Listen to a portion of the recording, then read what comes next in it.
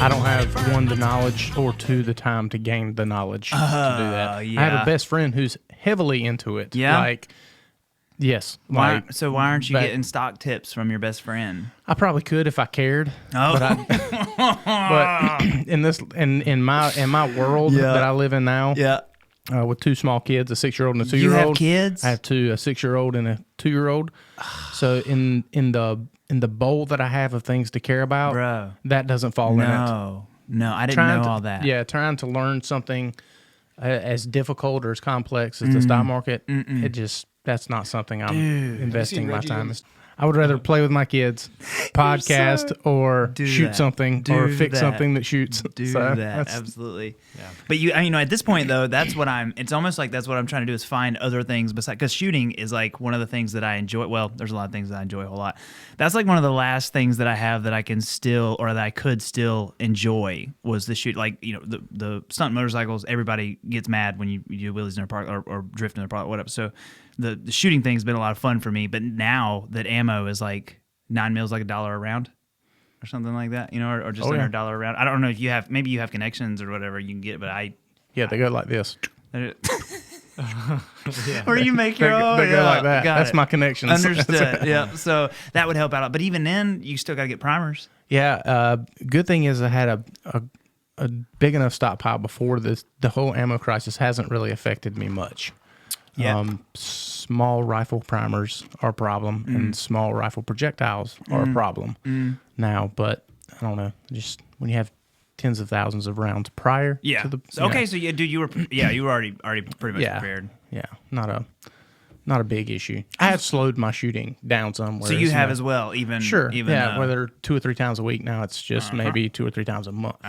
Instead of slinging 1,000 rounds, maybe we're just focusing and doing a little bit something better with 100 rounds. But dude, that's what he just said though is like such a big deal, because it makes you, instead of being so spread out and being like, oh, this is so much fun, I'm gonna just do all these things because they're fun, it like really makes you pinpoint and be like, okay, I need to work on this thing right here and be smart about it, and only work on this. That's good. Well, sure, you teach it too. There's 5 fundamentals in shooting, right?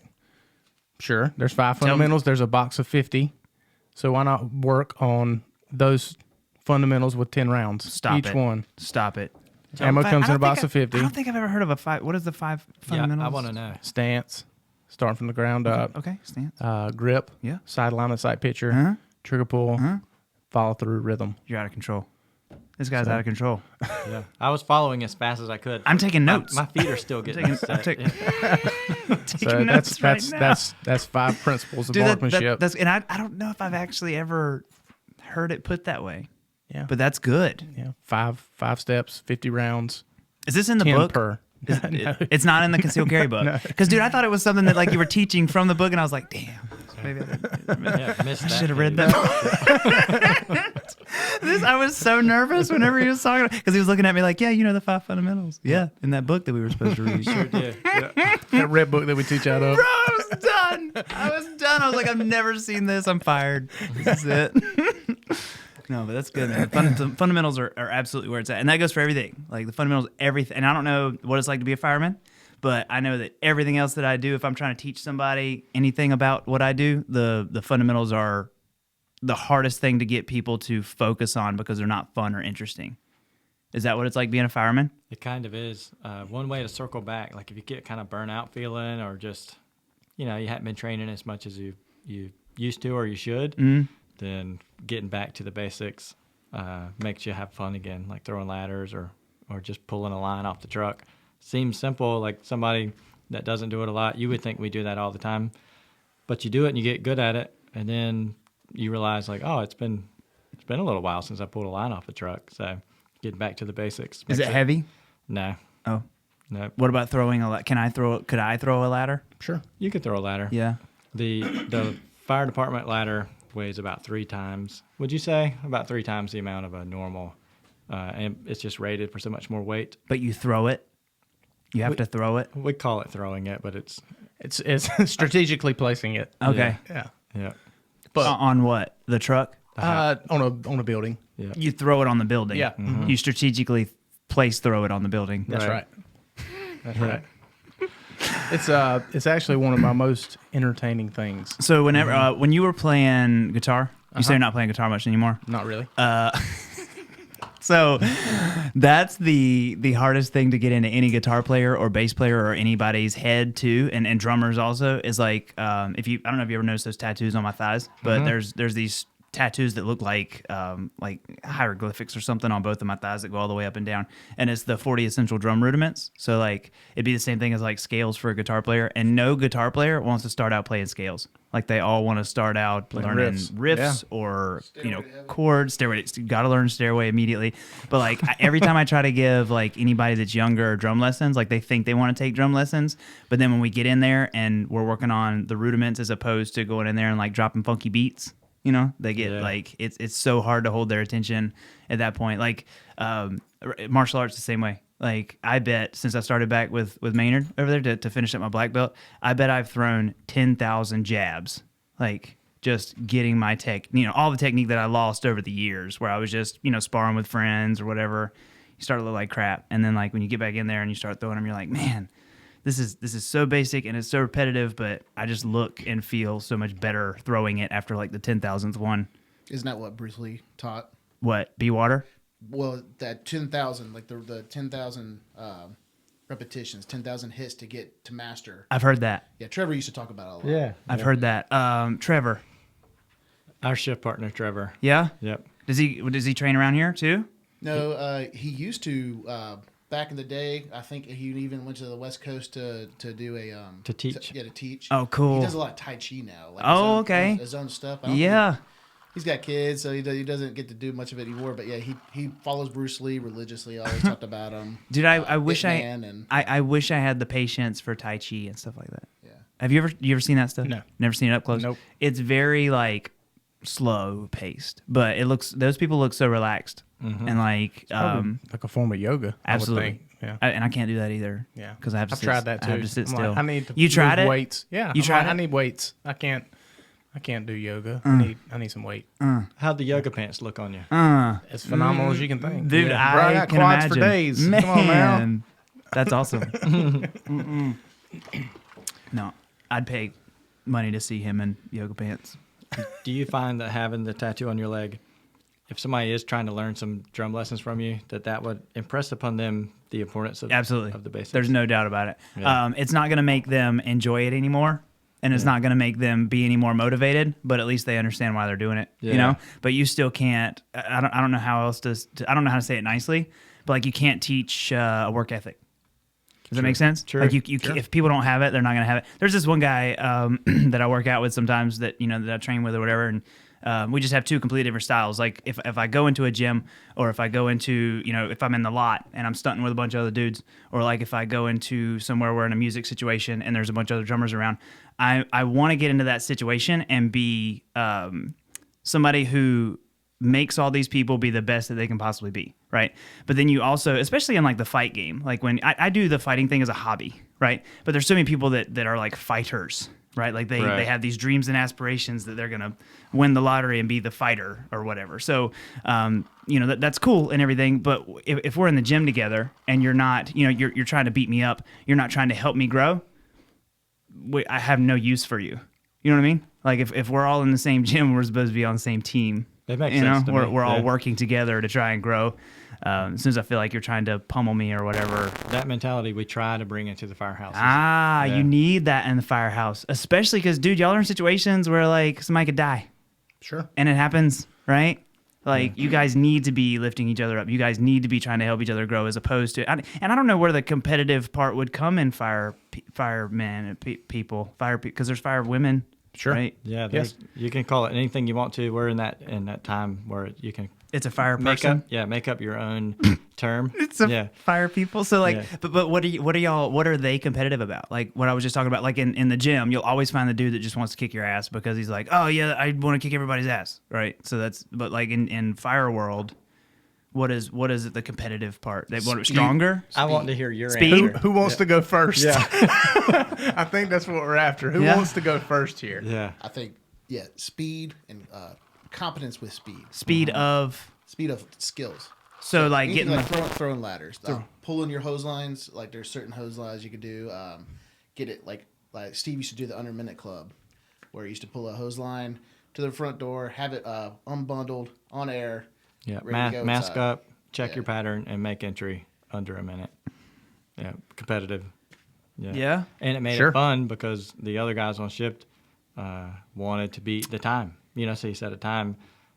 Ultimately, later on, when a real house catches on fire, now that competitive nature, like that training, the fun part of it, Right. turns into really efficient people on scene. Okay, so you're saying like whenever everything gets serious, they drop all the bullshit, and That's it's right. more like everybody's a cohesive. Yeah. Yeah. Yes, absolutely. Sweet. Well, that's exactly the way it should be then. Even- Long as, huh? Even people you don't get along with.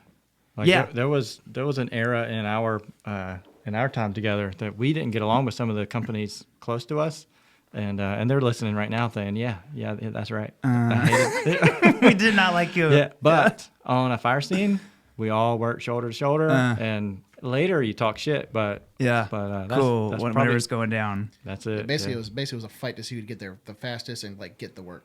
Yeah. That's what we'd want to do. I call it hero work. Yeah, hero. Your Yeah. hero? Is that what you said? Get the Yeah, hero I want work? to do the hero work. I want Yeah. to do the search or do the extrication, whatever it is. But everybody else does too. Extrication. That's Yeah. like where you pull people out of a burning building. Or a car. Car. Yeah. Pull a car out. You No, care? No, like a bad wreck. Oh, and I'm sorry. somebody's- yeah, I'm sorry. somebody's killed. Right. I was just thinking about fires with houses. Yeah. I forget that y'all do like other stuff. Everything. Yeah, you're exactly right. Like there's Everything. really nothing. There's really nothing that you guys don't Exactly right. Don't get out there and tackle. That's cool. No, Exactly right. I think that's awesome though. No, lots of respect. Yeah, when somebody calls 911, it either becomes a medical call or a law call. And then anything else, it becomes a fire department call. That's how, like, the cat in the tree and The overdoses. overdoses, yep, that We go comes to to those? us and medical. Yep. People call us when their pipes break. And Yeah, the they- water they pipes need- they break need or help. the power's Shut out off in their the Can y'all? house. But Power you goes just said a little bit ago y'all didn't have any. Y'all didn't know. I can't help them. I mean, Oh. I don't know what to do. You're not a plumber. No, I'm not a plumber. Call a specialist. We just make sure the house doesn't burn down. No. Shut off breakers and be like, hey, call an electrician. Wow. Yeah, ducks and pipes. That was a recent We one. have a for duck. us. Oh. Yeah, A duck in a Like a quack quack duck? yes. Oh, Okay. in a drainage pipe. Yeah, that got to be like a routine, like for about a month. Puppies and We kittens. ran maybe 4. Yeah, My favorite. ducks and pipes. Puppies. I put them in my van so I can get chicks. So no, so there was a fellow that died on my back porch like 6 or 8 months ago. Died from one of them drugs. Whatever, I don't know what it was. Well, yeah, the heroin or whatever it was. But when we called, the sheriff's department came and they gave him the Narcan. yeah, and he came right back to life or whatever, and he's still walking around doing his thing. But I was expecting fire department for that one, so I thought I was going to get to see you, and I didn't. It was a. I'm sheriff's sure we were deputy. dispatched, but maybe Y'all were like, since this law is- got there fast enough. Okay, or- since yeah. they were already so if they're already on the scene or if they're already closed, then you guys don't have to do it. So if EMS beats us there and they get good results, then they don't need us. Oh, okay. Yeah. Yep. And they as soon as it was sheriff's department, as soon as they hit him with the stuff, I think he was Yeah, he's back back, in yeah. back in business. Back in business. It's like jumper cables for drug addicts. Exactly Yeah. right. That's exactly what it looked like too. Yep. Yeah. Dude was exactly up what it is. and rolling again. Yep. Wow. That was my first time actually seeing. Y'all probably see it like all the time. So Yeah. this is like nothing new to you. But that was my first time like seeing like this dude was dead. Like I was taking selfies. Like, hey, there's a dead guy on the porch. And then I called 911. Right. After And- the selfie. yeah. I think after I put it on Facebook, but no, seriously, like I could not believe. I swear this guy was dead. Like so serious. Technically, probably was. Yeah. Yeah. Like I didn't see anything happening. But from what I understand, you don't want to get too close, right? Because they wake up and freak out or something. Or You ever they had that Throw happen? up on you. Yeah. Sweet. Violently throw up on you. What? Yeah, they can come back to a little bit combative. Just Yeah. mostly it's out of confusion. They Uh-huh. don't. And then you have some hardcore addicts who are more pissed off that you ruined their high, not saved their life. I've heard of that. Yeah, I've heard that's- of that. I've experienced that where they're more pissed off that you ruined their high Yeah. versus, saving their life because they were That's the majority of it. clinically Really? dead. Clinically dead. That's more often than not. Yeah, Narcan's so commonplace now. I mean, yeah, they just know that it's their safety net. Wow. Yeah. And there's no nobody's doing anything right now to like change how they approach that situation. Like it's still that's the way we're doing it. Afterwards, the sheriff's department has a unit that will follow up, get the information. They'll try to figure out where the source came from. They try to more go for the buyers and punish the users. But there's a whole mental health aspect to it with partnerships with Trinity Health. EMS has got a whole thing. For sure. We got their information, and we have a team of community paramedics with the hospital that'll attempt to locate them and try to get them some form of help. So at what point do you guys feel like, what's the term, only strong survive? Come on, there's a term. Survival of the fittest? It's 2 words. So like at what point do you feel like you're messing with nature? So like, you know, the world is so populated, right? So you have to wonder if like, well, maybe this is part of controlling selection. Natural selection. That's exactly right. Thank you. So it was driving me crazy. Nice, King. So like, so like, do y'all ever feel like you're interfering? And I'm just curious, interfering with natural selection. I would say personally, it's not my job. It's my job to. It's my job. Those are not my shoes I get to wear. When they call me and need help, my job is to give them my best. This guy gets a gold star? This is you helped make this, right? We need Didn't gold you, stars. Steve? Yeah, because weren't you like one of his? Didn't you guys y'all were on the same team or something? Didn't you like help him? We work at the same place. Hoffman's got a little more time on than I do. Really? Yeah. You're younger. Yes. And you have more time on than Steve. Yes. Yep. How? When I got out of high school, this is the only career that I've ever had. Nuh-uh. Yeah. You went And straight then into it. Yep. And then Steve, he had a few more paths that ended up leading him back to this. But yeah, it's just all I've ever known. Dude, that's so funny. I would not have guessed that because you are even younger than me. You said it like a year younger than me, right? 34? Yeah, 34. Wow. That's cool. Good for you, dude. Yeah. For like doing the same thing. I couldn't imagine doing the same thing. All I've ever done that was like for any length of time was music and fall off of motorcycles. Yeah. We have to That's professional. You have to think we have, in this career we have a lot of free time. So I mean, I've done a lot of other things as, side projects and side jobs, but my career has always been fire. Dude, that's so funny. So I mean, we get plenty of time off. You'll never meet a fireman that doesn't have something else that he does. So when I grow up, I'm mark my words here. When I grow up, I'm gonna do some fire stuff. I can get you an application. That's what I'm saying. Yeah. And you could do it like part time, right? Like, can't you do a part time fire thing or something? Sure. There are some that argue that we are part time.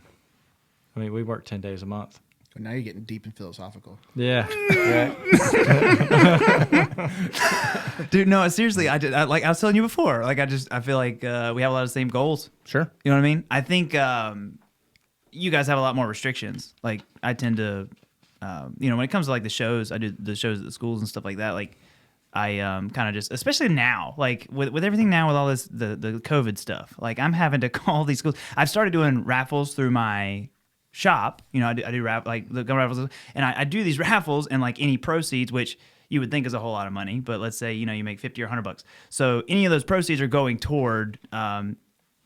I don't want the schools to have to pay any money for the shows because like that's always the biggest holdup. Schools can't come up with any money for the shows or whatever. So like at this point, I've been doing the raffles through the winter, and I'm telling the schools like I had a conversation just the other day with the first school that started me out when I was just getting started with this thing with the anti-bully campaign, and I was like, look, I will break it up and I will do a show 2 different days. Like I will get the whole team together. I will pay all of them so that we can do it on 2 days, and we'll split it up. So because they got the different groups that are coming on different days or whatever we have to do.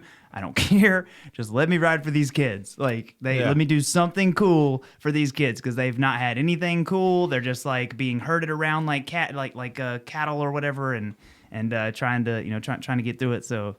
At this point, I'm like begging them, like, please let me take because it's me. I did the motorcycle stunts on my end, but then I've also now got a parkour team. Solomon Harvey is my best friend. He does the American Ninja Warrior show. He brings his whole parkour. You know what parkour is? I do. Yeah, parkour over there. Cool. So he brings the whole parkour team. These dudes are like flipping all this stuff and flipping over me while I'm doing wheelies and drifting and burnouts and stuff. Like kids love this stuff, and not only that, but like it shows them how cool exercise can be.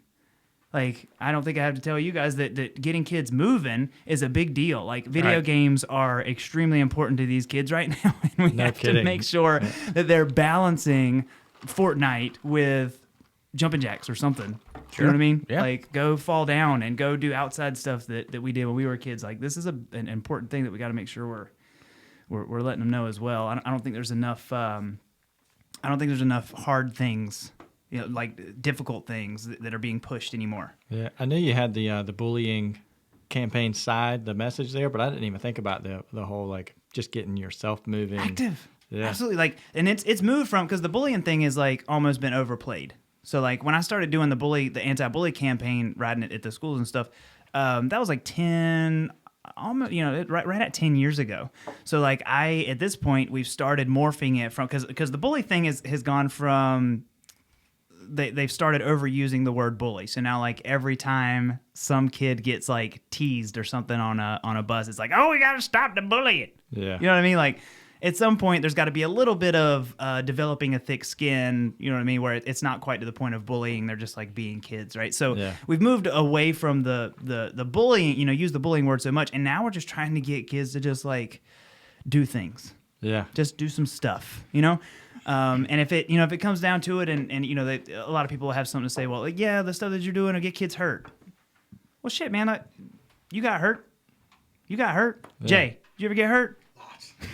Yeah. Bro, I still get hurt. I still get hurt. That's exactly right. We get hurt, and that's cool. Like that's part of it. And I think to build that character, like everybody has to get hurt. Like the thing one of the things that upsets me the most is when I look on my body and I see a scar and I can't remember where it came from, because all of those scars and all of our broken bones and all that stuff taught us so much, especially if it was like something catastrophic, like where you had to be in the hospital. That's the life experiences that you get from, and I know it sucks at the time and it's very scary for moms and dads and whatever else, but like you learn so much from injury. You know what I mean? I think it's a big deal. I think we need some of that. But that's just my 2 cents. Yeah. My daughter landed herself being accused of being a bully, and that was a phone call we got from the school, was that Cohen was being mean to this kid on the playground. Okay. So en route to the school to go try to figure out everything. Luckily, the principal was trying to also figure out everything before we even got there.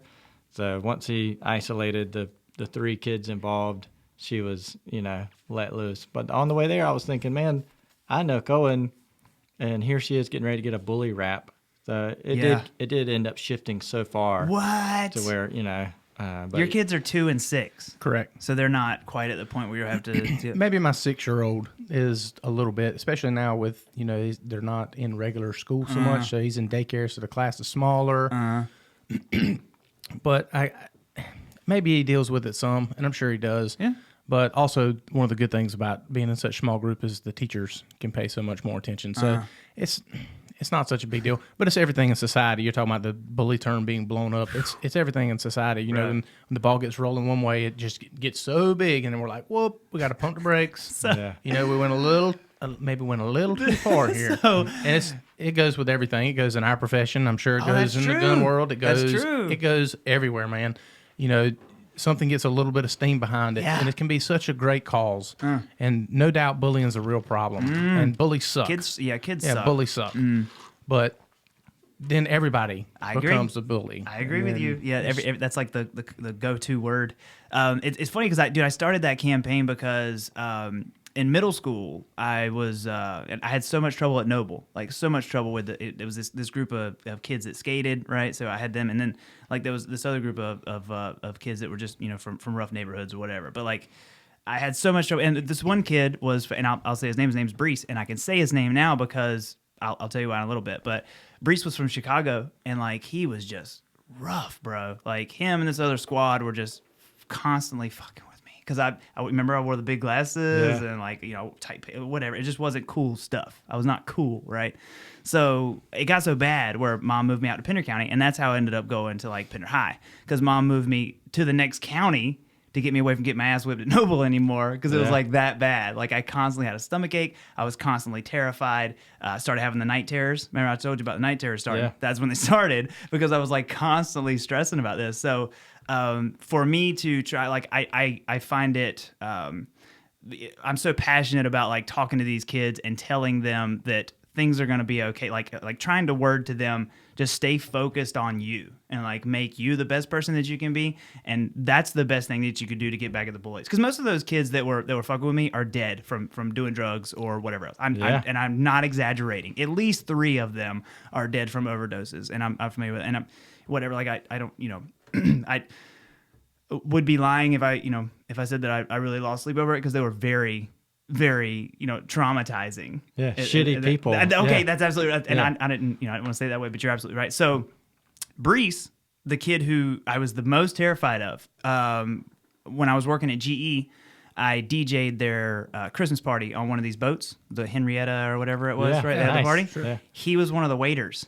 and I instantly recognized him. Like from the moment I saw him, I knew who it was, and got up the balls to talk to him, and ended up saying, "Do you remember me?" And he was like, "No."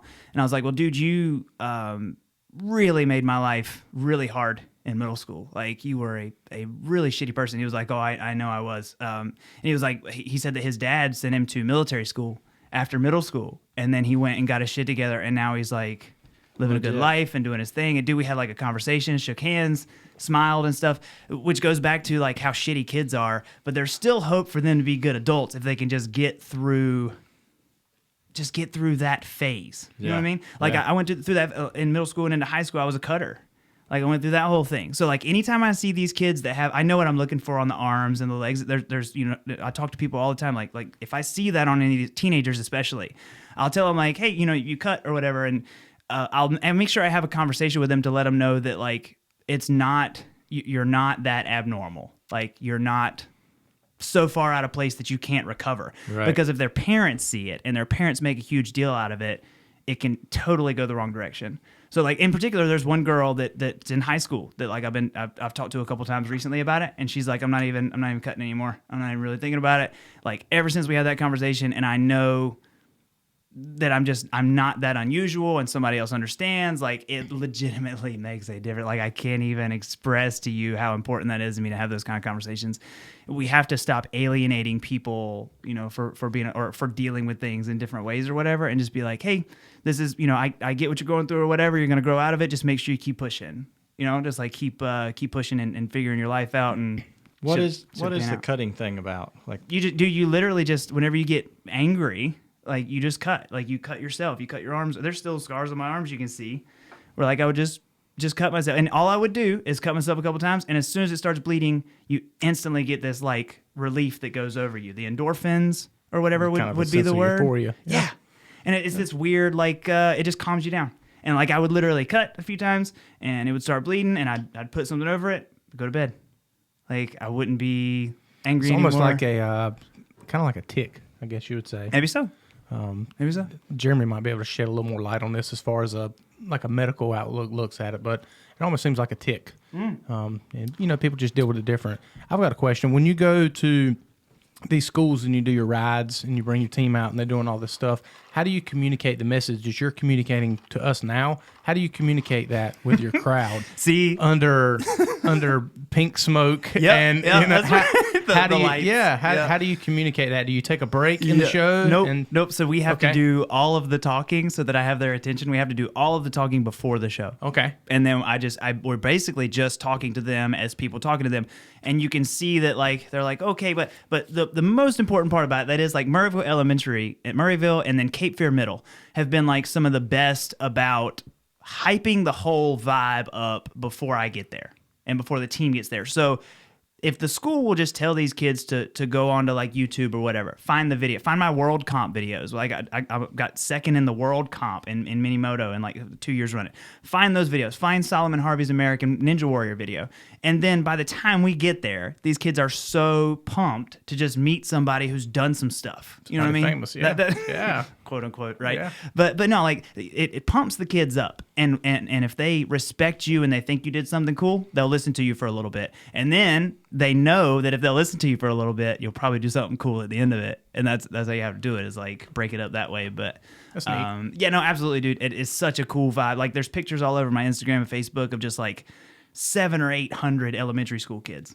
And like, you'll never be more nervous doing anything that you do in your life than whenever 800 beady, sets of beady little eyes are like staring at you, waiting for you to do something or say something cool, But it's very hard. The hardest part about what you just said was trying to, like, I talked to a lot of elementary schools.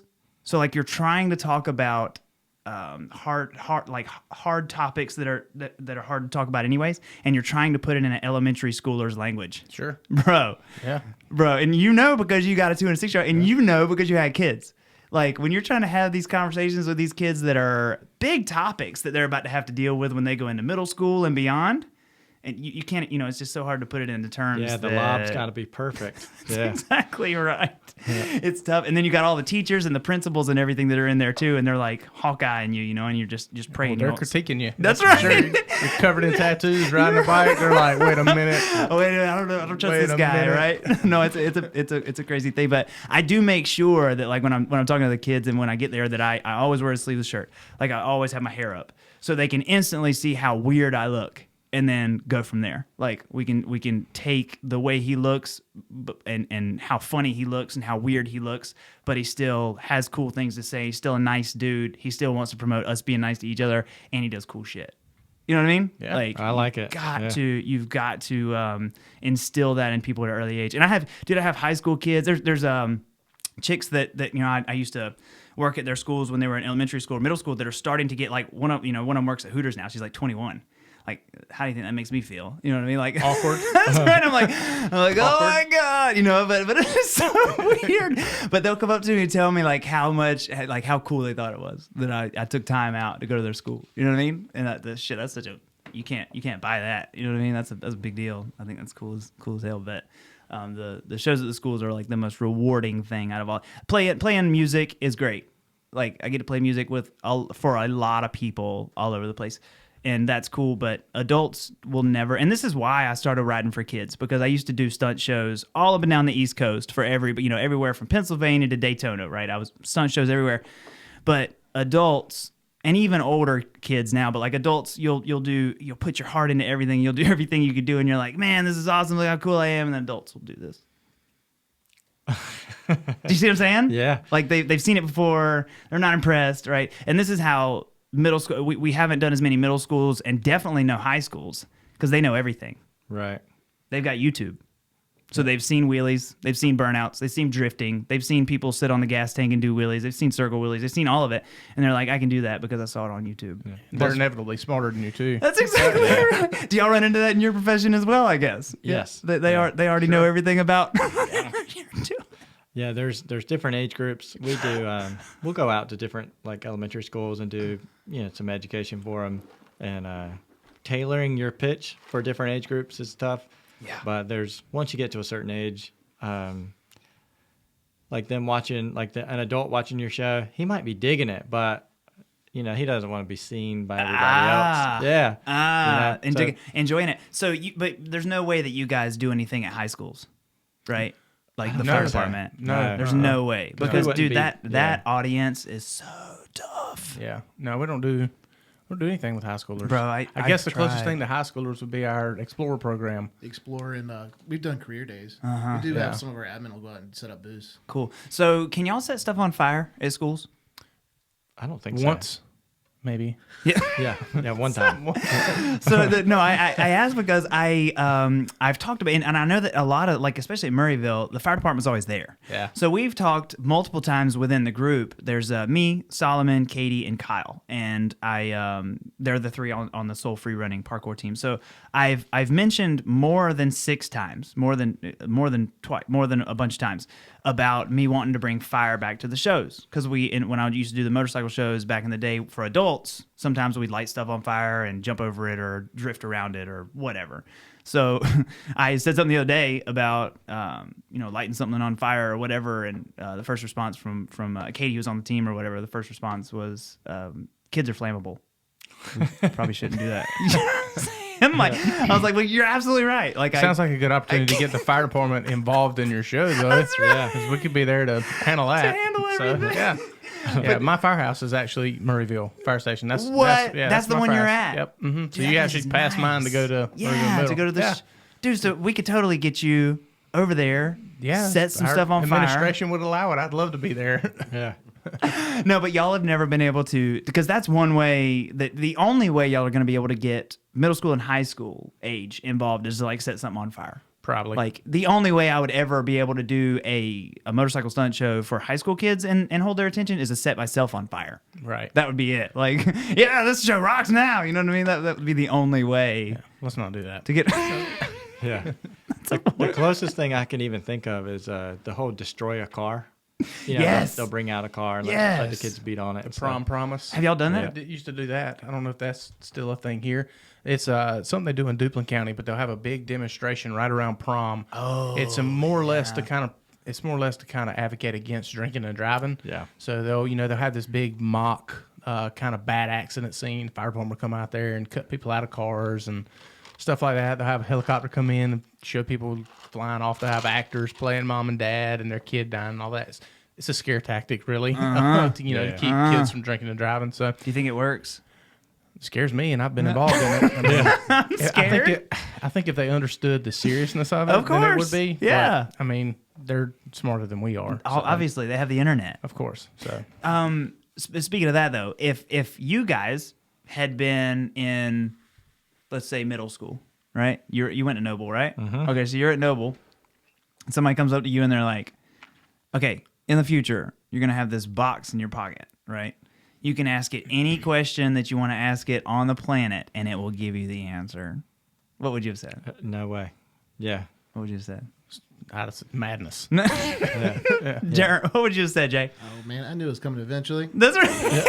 That's ready. I just wished I had money to invest. He's ready. Yeah. That's it. That's it. Then his slope wouldn't have done this like mine. Right. You know? It's definitely a new world. I mean, we see it in our service. I mean, the entertainment industry, I'm sure, is. Yeah. I mean, it's probably solely reliable, especially now with COVID. I mean, you're reliant on what you post online and how relative you are online. Yeah. All of our training, our stuff like that, it's all becoming digitized as best they can. A lot of our con eds for our certifications that we have to have, EMT, stuff like that, that's all con ed. We get a few hands-on things a year, but, back in when I started and stuff like that, it was all hands-on. All your con ed was hands-on, that sort of thing. So it's kind of getting digitized just like the entertainment issue. So, it's an ebb and flow. It'll go one way far enough, Dude. and then it'll have to start. You'll start seeing some effects of that. That's and exactly then right. It'll start coming back. Yeah. I've noticed Just our like training everything. division has gotten a lot better as far as bringing back some. They're trying their best. I mean, multiple they're trips, working. They're working within their bounds and their limitations of what they can do.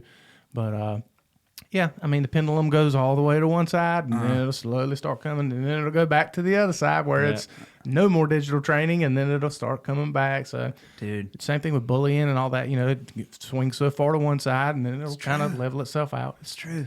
It's society for you. I agree. On the real, the scare tactic, like trying to scare the kids into not wrecking stuff. If I had seen the things, after being in the fire department, going to car wrecks and seeing people pinned in cars and stuff, I would have driven completely different. But I was too smart. Of course. No, you knew it all then. Yeah, I don't know if we could ever truly bridge that gap to teach or educate, but after seeing it, I drive so much different now, and it's not an age thing. It's just we see what can happen to a vehicle. Yeah. Dude, and speaking of that, my dad always told me growing up, he was always like, because obviously I've always ridden motorcycles and I've ridden very aggressively, right? So whether it be on the street or whatever. So he would always say, man, you're going to keep on and, it's all fun and games till you bust your ass one time, right? And I never really, I had a few wrecks when I was road racing or whatever, but you got full leathers on and all that jazz. So I never had a crazy one on the street that was really terrible. But when I broke my hip, dude, I was going 15 miles an hour in Avalon Apartments parking lot, going to my buddy's apartment, and just lost traction. It was that black stuff they spray on the parking lot, you know what I'm talking about? And I lost traction and it hooked and it threw me. And when I landed on Otterbox had just come out with this Armor Series case that was indestructible. You could drive over it with a car. So when I landed on that Otterbox and it broke my hip. The stupidest series of events that there could ever possibly be. But he was absolutely right. Ever since that weird random turn of events, I do things a lot different. Now, I won't say that I slowed down. I still do the shows. I still have to practice. I've still got to. But I do definitely look at things a lot different, about how quick you can lose everything. Like being in a wheelchair, I was like mid to late 20s or whatever in a wheelchair. Like I'd gone from winning the world comps, doing the stuff that I was doing in the stunt world, and then suddenly I'm in a wheelchair, which is part of the game. Like I think a lot of those dudes end up like anybody that does that stuff is. But no, he was absolutely right. Like I'll never be the same. And the only reason that I keep doing it is just to keep in shape enough to where I can ride for the kids. Like, I don't push it as much anymore. I'm not as aggressive anymore because anytime it's cold and I'm limping, I'm like, okay, this is why I'm not being stupid anymore or whatever. But it was always like such a slap in the face, though, that I was like driving through a parking lot and broke my shit. My first interaction with your dad, the shop was on Market Street across from the police station. Yes, Highway Patrol, yep. And I spotted a 1971 Chevy truck sitting out front. And so I went over and inquired about buying it.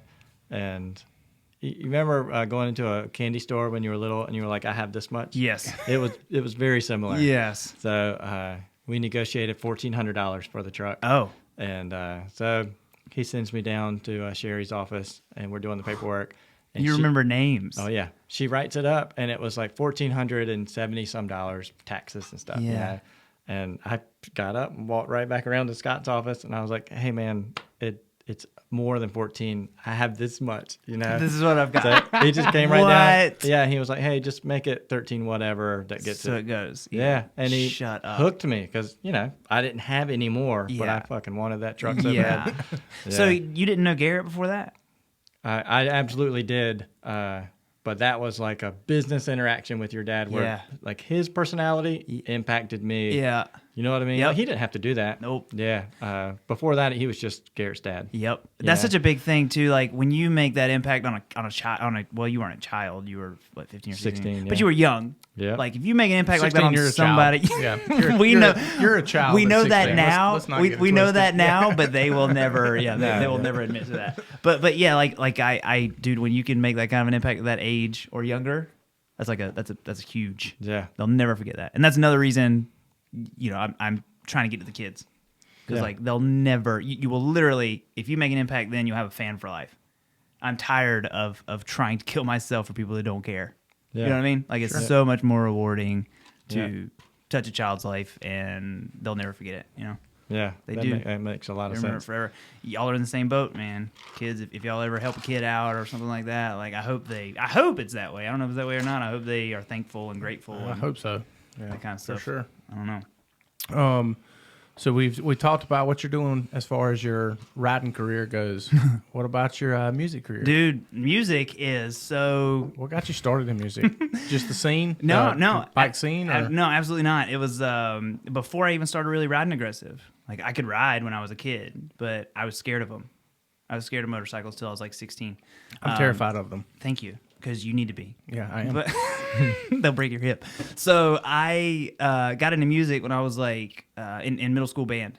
And then immediately noticed that I had something more natural than everybody else in the room, right? Like this weird rhythm, like I had a natural rhythm. Because I'd been dancing, like I was a dancer. I loved dancing forever. So there was some kind of natural rhythm that I knew I had. So in like 7th grade, I started out on trumpet. In like 7th grade, we needed a drummer in the band at Noble. So she was the band director was like, all right, if you think you can play that part better than the drummers, get back there and play it. And I destroyed it. Like, no problem. Nice. So started playing the drums there, and then got a kit when I was in 8th grade. And literally, I got the kit for my birthday in September when I was 13.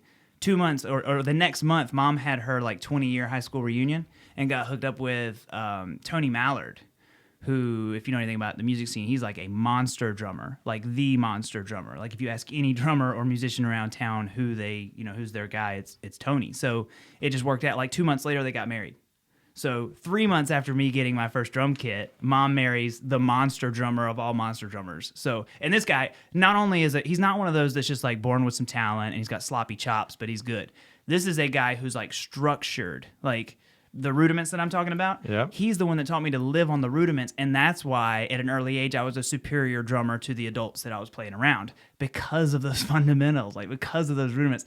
So it was just such a cool thing that I was able to first get hooked up in there, and then at like 14 I started playing with bands because all I wanted to do was like impress my dad, and my dad loved it when I played on stage. Right, every stage that we would be around, he would be like, "Go up on that stage and play for this open mic night or whatever," so he could just show me off. Because I was like this little drum, I don't know, drum queen, right? Yeah. I like queen better. Drum queen. so like it just kept morphing and kept growing, and then at 16, at 15, I tried out for this band called Clone Cycle. Do you remember that metal band that I was in when I was young? Well, I was with them forever, but we put out a couple albums and stuff and had a lot of fun, but.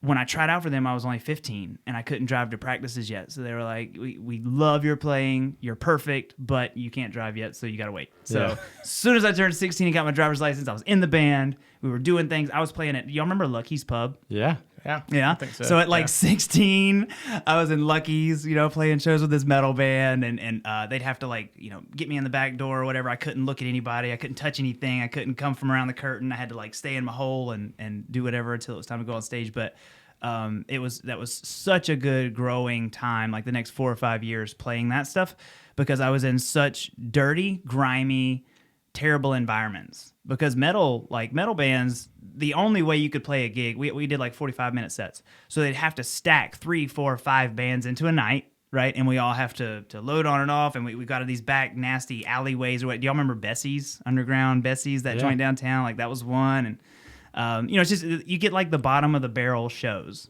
and it really humbles you. Because even though I was this drum queen or whatever you want to call it, I was still playing the bottom of the barrel gigs no matter how good I was, because this is, that's what you get. You're getting started out. I did a lot of growing with them, and they were able to, I was able to really, because of that metal music it really makes you grow. Your chops have to be on point. My feet, the double bass stuff that I was able to throw in there and learn and progress with, you can't, none of that stuff can be substituted. I'm so grateful for all the stuff that I learned in that. But later on down the road, I started getting into stuff that was a little bit more popular. Around here, if you don't play in a cover band, you're probably not going to play. Right. You know what I mean? That's where college town. That's exactly right. It's a college town. They want to hear what they hear on the radio when they go. Exactly right. Sure. So once I started getting into the cover bands and stuff, I grew even more. But it really didn't start.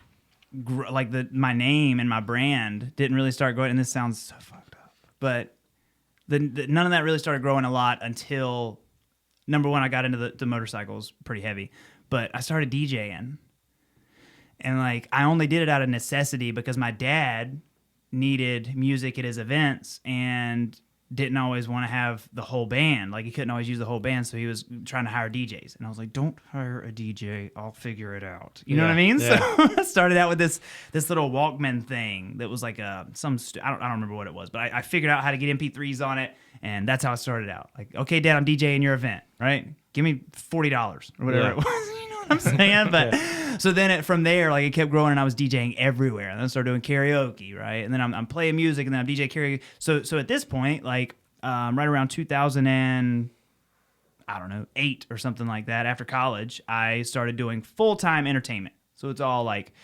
motorcycle stunt shows on the weekends. It's every day of the week I'm playing or DJing somewhere. All these things are prospering at the same time. But I literally, the DJing thing, I DJ'd everywhere because I didn't have to worry about a full band and can all you guys make it, and can I get enough money for the whole band or whatever, and is it going to be a big enough show? Psh, whatever.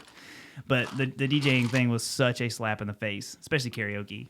You go from, I was trained, I was in drum corps, you were talking about in drum lines. Drum corps is the dudes that I was working out with were Carolina Crown. Carolina Crown is one of the, at the time they were a baby drum corps, they were kind of getting started. But if you watch drum corps videos, it's the elite of the elite, right? The stuff that I was doing, the music that I was playing and the things that I was reading music and things like that. I was very well groomed to be a very good musician, but I kind of had to do the DJ thing because nobody cares. Nobody wants to hear just drums, other than right. people who are into drums. That's right. Yeah. They want to hear their favorite. They want to sing, man. Dixie Chicks song. That's it. They want to sing along. That's exactly right. And that's why the karaoke thing is so, so with the karaoke thing, like I would relate it to the easiest way to get somebody talking is to get them talking about themselves. Karaoke is the same way. Like if you want to get somebody pumped or whatever, put them up there on stage. Like let them be in front of people and sing their little hearts out for a little bit. And but they're so drunk. They're so drunk. That's like a prerequisite to karaoke, I think. God, no. Yeah. Nobody sober is going to go do I know. karaoke. No way. No way. I just, man, because I never started drinking, and this is the hardest thing for people to understand. Is like I never had a desire, right? Because I guess because I'm a control freak or whatever. I don't like being out of control. And the few times that I ever did get drunk, it was at some stupid party, and somebody was trying to fight me. Like, because I didn't look like everybody else that was there. So there's 3 or 4 dudes that wanted to fight because I didn't look like them and I wasn't in their little fucking fan club or whatever it was. But you know, I just never understood why people have a lot of trouble having fun without drugs or alcohol. Like, I'm so in touch and I like myself so much. I just wish more people could. You know what I mean? And that's one of the things I was telling you, I talk to the kids about the cutting and stuff like that because, like, you will eventually, if you just like stay on your path, right? You'll eventually grow out of disliking yourself if you will just like be yourself. You know, stop trying to be what Facebook tells you need. Stop trying to be what Instagram models or what do they call them now on YouTube? The people that talk to the kids. They do all these videos. Influencers. Influencers. Fucking sorry. Screw an influencer. Yeah. Those people, you want to talk about people that have no talent, that have just figured out how to suck the minds out of your children. An influencer is it. Yeah, influencers have just figured out this little algorithm where if I do this gesture or this whatever, I get hits on YouTube. Bro, yeah, it drives me nuts. And owning a gun shop, I can't hardly even, like, my Instagram has been completely, without them, they haven't deleted my account yet, my personal one, but they've completely taken me out of all the algorithms. So, like, I used to come up all the time on those things you may like. Right. I used to be all over those, but I'm nowhere on them anymore because Instagram sent me a little something and they were like, "Hey, we see that you sell guns or whatever." They didn't say that, but they said something about. And Instagram's like dead to me now. I'm just waiting for them to delete me. But YouTube, same way. Like, give it time. That's right. They took away my monetization on YouTube. You know, and it was like the amount of ads that they had on my videos, you know what I mean, for the little bit that they were paying. Because at one point, like when the stunt game was big and all that stuff, I was making like an extra couple $100 a month just off of YouTube views, right? So that was a big deal. You know, my YouTube's got however many millions of views on it, so it added up. Same thing with I've got a couple videos on like ridiculousness. I don't know if any of y'all ever watch ridiculous Rob Dyrdek and stuff. So there's a video they love to use on ridiculousness all the time where I go to do the endo and kiss the girl and the girl falls off the back of the bike, right? So that one's been on like True TV and Spike TV and ridiculousness, and they have it on all the Fail Army videos and this and that, and you know that stuff's still pretty good money because I have a licensing company. But like Chive.com, since I'm sorry guys, I know I'm rambling. I know I'm rambling. No, I'm loving it. Yeah. But Chive.com is the devil.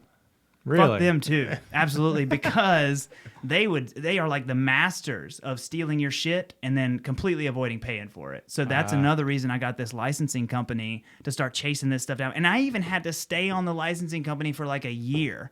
Like, Chive.com is stealing our video. They're stealing my video, and they're taking our money for it because Ridiculousness is paying for it. Ridiculousness is paying for the videos, just like they're supposed to be doing. And Chive.com is just leeching off of it. So I don't know what the relationship is between Chive and all these other, but it took them forever to like man up and say something. Trey Songz stole one of my videos for his album release and was using that. And, you know, it took them like 15 seconds to get on Trey and send him an email. But Chive.com, for whatever reason, I don't know who they're... They got a good legal team. Hooking up with or whatever, yeah. But they were stealing my videos left and right. God, I was so... Maybe the Chive still operates on voicemail. Is that what it is? They've just left a voicemail. They're just waiting for a callback. You know? Dude, I don't. Well, I know y'all don't do retail. You don't have any side business where you do retail or nothing. No. Dude, I just don't even. It's so busy at the shop that like I can't. I physically cannot answer the phone.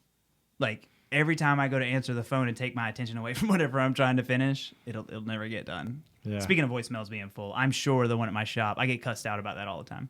Yeah. Because I just don't answer the phone. Like email me. stop by the shop. There's so many other ways. Yeah. It's getting pretty commonplace to call somebody. Yes. And they'll say in their voicemail, "Hey, just text me." Yeah, and you know what I love though is how everything right now starts with due to COVID-19. So I'm basically just going to put on my answer machine, due to COVID-19, I can't answer the phone. Yeah. So email me. Yeah. Because we could do that. That'd be a good move. Due to COVID-19. Yeah. Dude, that's like the answer to anything that you don't want to do in life right now. It's due to COVID-19. Well, it's COVID. Well, I mean, COVID. I like where your head's at. I'm going to start using that. Dude, you see it everywhere. Yeah. Everything any shortcoming that your business has, you can always cover it up with due to COVID-19. Yep. Yeah, you have a bad podcast episode. Due to COVID-19, we had a bad episode. We're sorry, guys, but COVID. I'm going to label this one due to COVID. Due to COVID. Due to COVID. We're sorry, it's terrible, but it's due to COVID. Thank you. Nah, dude. But speaking of, you were watching that video earlier of the drummer guy. Mm-hmm. So like, it just I occurred don't know if to I me. want to give him a free plug or No, not. right? Yeah. But dude, it just occurred to me why I haven't posted any new drum stuff on YouTube in a long time, because you have to have that kind of production for anybody to watch your shit anymore. Yeah. Yeah. Isn't that interesting? Like, It's going up, that's for sure. you That was, have to- I mean, even in the podcast world, that's one of our big things about doing video and that kind of thing is, I mean, that's you have to kind of go with where the times are going. Yeah. To And stay relevant. It can't suck. That's right. If it sucks, it can't be normal That's right. anymore. Like, everything has to be top notch. Which I always think about, like, whatever happened to the days of having rougher cuts? Like, if you put out an album now, you put out an album with your guitar or whatever, and it's not Sony BMG recording level. It's just like a local, recording level or something like that. Like, how do you even compete? Because everybody's expectation is you've got to have 8 music videos produced by Lil Wayne or whatever. right. To be like, how do you even compete with it? I wouldn't begin to tell you. Well, if you think about it, back in the day, let's just talk hip hop for a minute. Biggie and Tupac, they came from the underground, and they got all pushed up through that. Well, now there's not an underground. I mean, the underground doesn't exist. True.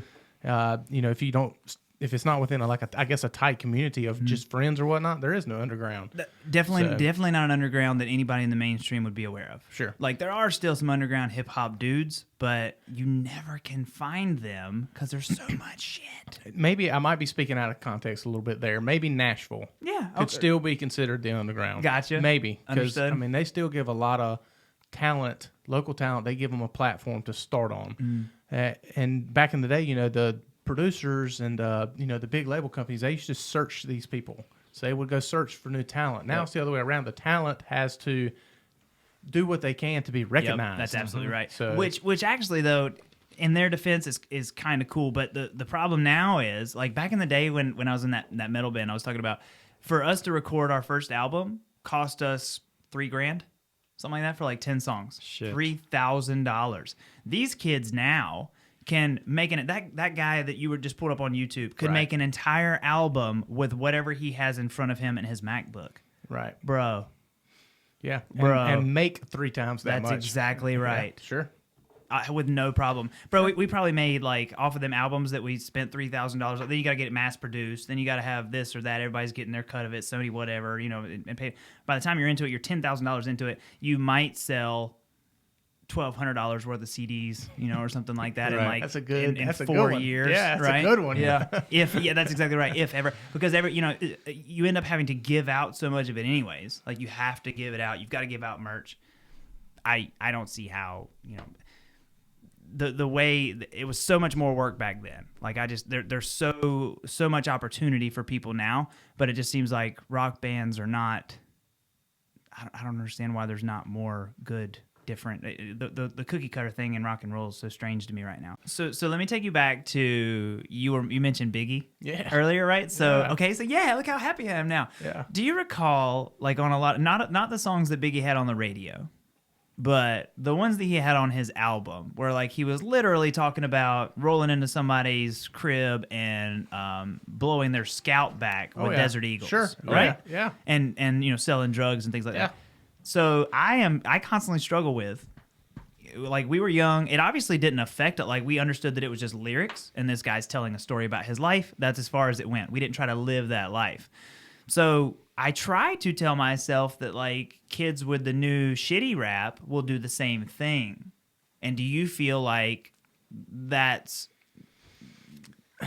I think it's going to be based upon their foundation, their parents. I agree with that. So it's the indoctrination of what their parents have taught them versus the indoctrination of what they're hearing from school friends, from everybody else. So whichever one is going to be more prevalent in their life. You know, me, I would hear those lyrics and think, you know, he's storytelling through music, or it's irrelevant, or he's just saying that, or you know, not necessarily understanding it by any means. Even on up, because I mean, when Biggie became a thing to me, you know, I was way on up into age, probably 14, 15, before you know that even became a thing for me. But now the music that they're hearing now is, you know, 6-year-olds are hearing it and younger and so on. And just like you were saying, it flip and play with 8-year-olds because the internet and TikTok and Facebook and YouTube and all that. So it's starting in the life so much earlier than because it's so much more available. So when these kids are like, back in the day, Biggie would talk about like smoking pot, right? He'd always say smoking weed and blah, blah, blah, or you know, pushing weight, blah, blah, blah. Kick in the door, waving the 4-4. All you heard was "Papa, don't give me no more." So, not that I ever heard a Biggie album, but no, seriously, the song that made me start, you know, I've got like 2 rap albums out, right, which most people don't even know because it's irrelevant. But the song that made me start rapping, and the thing that started really, I used to do freestyle battles in high school. That's when people, like my freshman year, they were putting me in the trash can, like literally in front of the entire lunch, like shit that was detrimental to my, like nobody ever forgot it because it's at Burgall, right? It's Pender High. Nobody ever forgot me getting thrown in the trash can because they just thought it was funny as shit ever, but I didn't think it was funny. So the thing that brought me back out of that was winning rap battles. So the thing that got me started on that was Garrett had the Biggie album with Juicy on it.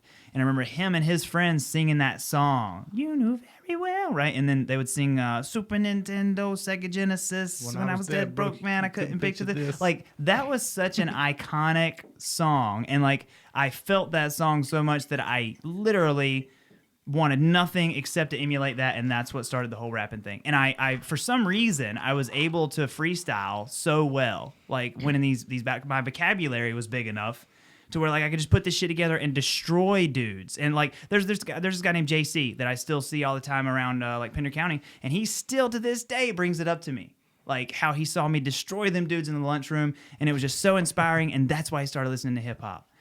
Crazy. That's awesome. Crazy. Now, with the vibe of rap now, number one, they think freestyle, like the whole freestyling word, freestyling used to be, it's never been written. Right. I'm talking about your hat. I'm talking about your hat. I'm talking about your shirt. I'm talking about you guys being in the fire department. We're doing it now.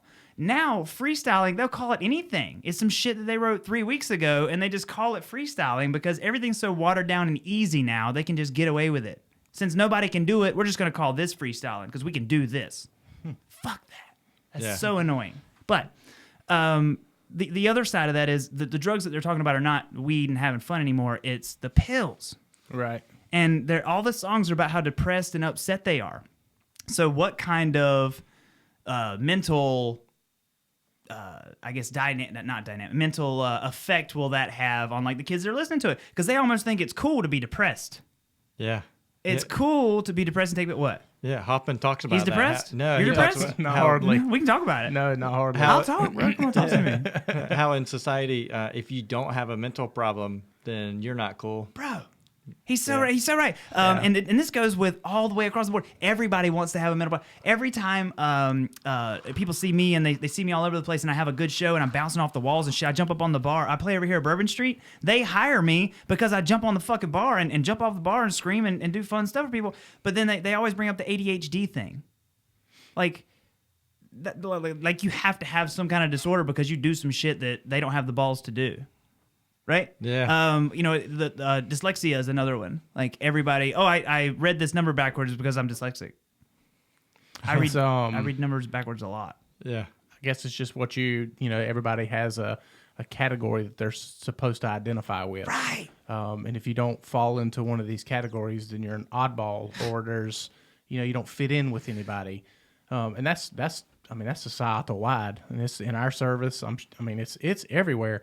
It's almost like if you can't figure out something that you funnel yourself into, that you're out of place and just kind of wandering around lost. When in fact, maybe you're just fine. Yeah, it's just Tuesday. Yeah, maybe That's it's just exactly another right. day. Maybe No, it's just another day for you. That's so true, and they're so quick to run to some kind of pill, whatever pill. And there's no offense to anyone who does. I recently tried Adderall because I heard that Adderall was like a banned substance with one of the fight. I told you I'm training a lot, I'm fighting a lot, I'm sparring a lot. I think it was a UFC or one of them said that you couldn't take it because it helped them somehow. It is a non-WADA approved supplement. WADA, World Anti-Doping Association. I thought you. No. Oh, he's getting thirsty. It's a non-WADA approved stimulant for sure. Cool. And that's just because it supposedly improves focus, and it's a stimulant. So I will admit that it did. Now keep going. No, that's right. That's it. Right, So I will admit that it did. Now I took about half of the dose that he recommended. He was like, "Here, try it, whatever. See if it does anything for you. If it helps, you literally just have to try it. Like the doctor was like, you have to try and see how this affects you and go from there." So I did like a quarter of the dose that he had recommended, and I certainly felt some effects. Now there were also other effects involved that I didn't want anything to do with, like makes you feel like you got to pee all the time once it gets in your system good, right? Like me and you, we got the bladder thing. I don't need that in my life, right? I pee enough. So, and little stuff like that. Like if I don't feel like myself, you know what I mean? If it calms me down, it almost made me feel like, like I was a little bit high almost, and I could just concentrate on what's going on, which was really good sometimes in the gym, but I don't like not feeling like me. So like, whenever people, I've had people all my adult life say things about that, but I was such a calm kid. Do you remember how like I was quiet when I was a kid and I like read books and shit? Yeah. I don't know where that went. Yeah. But dude, you were you had your glasses and you were like this kid. We were like, oh, he's gonna be a fucking scientist. That's exactly right. That's exactly right. Yeah. They all said that when I was young, bro. And it something changed. Like once you get thrown, and this is where the motorcycle thing came from. Once they threw me in that trash can in high school, and I was like, I was just bouncing back from the Noble thing, and I was out there in a new school, new county, and things were kind of going well, and then that shit happened, and I was like, fuck, like I'm right back to square one because these fucking clowns picked me up and threw me head first. And we're not talking like just picking you up and setting you in butt first. We're talking an empty trash can. These motherfuckers pick you up, 3 of them, and drop you in head first, and your legs are flailing and shit, and you can't pull yourself out of this trash can. It's hard not to laugh thinking about it. Trust me, when I was there, I was not fucking sure laughing. You weren't. Yeah, I'm sure you weren't. It scars you, bro. Scars you. But it literally, like, as soon as I was old enough to start riding a motorcycle, all I ever wanted, like, was for chicks to like me. Like, I want to hang out with chicks. I like chicks. Chicks are fucking cool. I like chicks. Every dude says. That's exactly right. Like, that's a foundation. That was it. Like, I grew up in a motorcycle shop. There's big titties in motorcycles, right? This is what I grew up around. This is what I wanted. So, like, as soon as I got my driver's license and I could ride a motorcycle, I started riding a motorcycle to school, and instantly everything changed.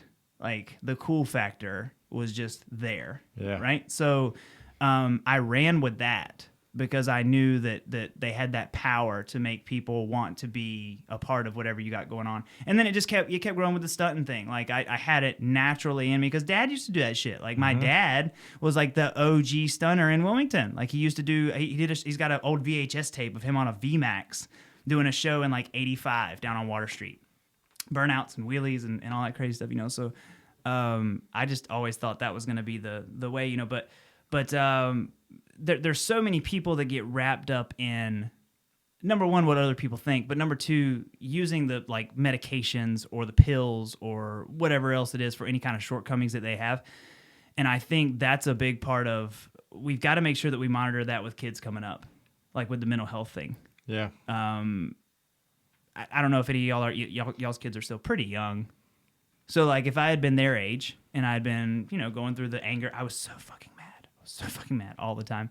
So like if I was 13 years old then, which is when I was doing most of the cutting, and I had access to, well, I don't see how I would have access to it, but like if I was listening to this music that was condoning being depressed and condoning taking pills because you're depressed, like that doesn't seem like it kind of seems like too many things are leaning toward this this a bad ending. Like we have path of destruction. Yeah, we have to concentrate on like mental health, and it starts with our kids. Like, we've got to catch it in our kids and make them stronger mentally to be able to get past it, because there are so many devices out there that are going to combat that. And one of the things is, and not only the pills, but like the video games, there's been a link, and don't get me like lying here with statistics or nothing, but like between video games and testosterone. So like once your testosterone gets low to a certain level, you don't feel like a man, you start feeling sluggish, right? Your mental health also goes down as well. All of these things can be contributing factors. Drinking. Everybody in our society now drinks. Right? Everybody, especially at night, like they all go home, they have a few drinks at night. Well, this is another thing that smashes testosterone. And like, I'm not going to talk to you guys like I'm a doctor, but I'm going to tell you, like, I look at this stuff a lot because I have so many physical things that I've got to stay in shape for that I can't have anything lowering any of my manness or like my mental ability, right? Like I have to be constantly wanting to get out there and fall off of a motorcycle.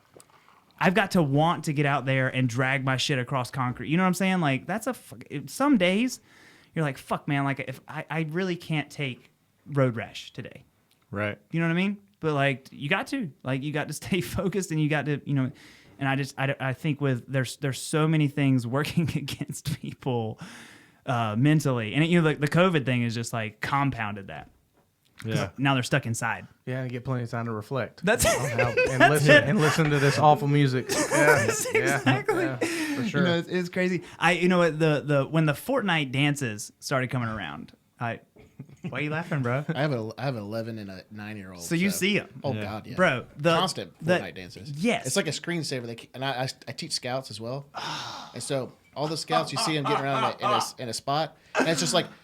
There's nothing going on. Then all of a sudden, it's like an old Windows 95 screensaver. Yes. It's like something has to come up, and it's a dance, and then it's just like a next. It's like a dance off. I mean, it's constant. Now, I was so torn when what he's talking about. I was so torn when that first started happening, because part of me says, "Hey, shit, at least they're dancing," because I DJ all these dances at the schools, right? So I'm like, if these, especially they're moving. That's exactly right. Especially young white males. Because they'll be the ones that will usually sit off on the side. This is their time to shine now, because they figured out these fucking Fortnite dances, and they are kings, right? Yeah. Oh, they kill it. They kill it. Yes, but the flips. I don't know why it tickled me so bad. The flip side of that is it's another way that we have watered shit down and made something that's the freestyling thing, just like I was talking about. We have watered down being able to dance to the point where everybody can do it. Now, we've given a participation trophy, right? Because everybody can do this simple dance. This is what's cool. This is what we're going to go with. So, like, all of the years that guys like me and other guys spent learning these crazy, like, the moonwalks and when we're gliding around and stuff like that. Like, I don't know if you've ever seen any video. You probably haven't. But anyway, the stuff that we spent so much time learning how to do is all... They don't care about that anymore. It's not cool unless you can do that fucking, what's that hand? Yeah, and then they come down here and they do the hand thing down here, and then they're... You've seen it? Have you seen it? They're I kicking know what you're their talking shit. about. I just can't do it. And then there's one where they do this fucking... Is there any game out there that can help grown white men learn how to dance? Dance Revolution, maybe? Fortnite. Yeah. Is that the one? That's all you gotta do now.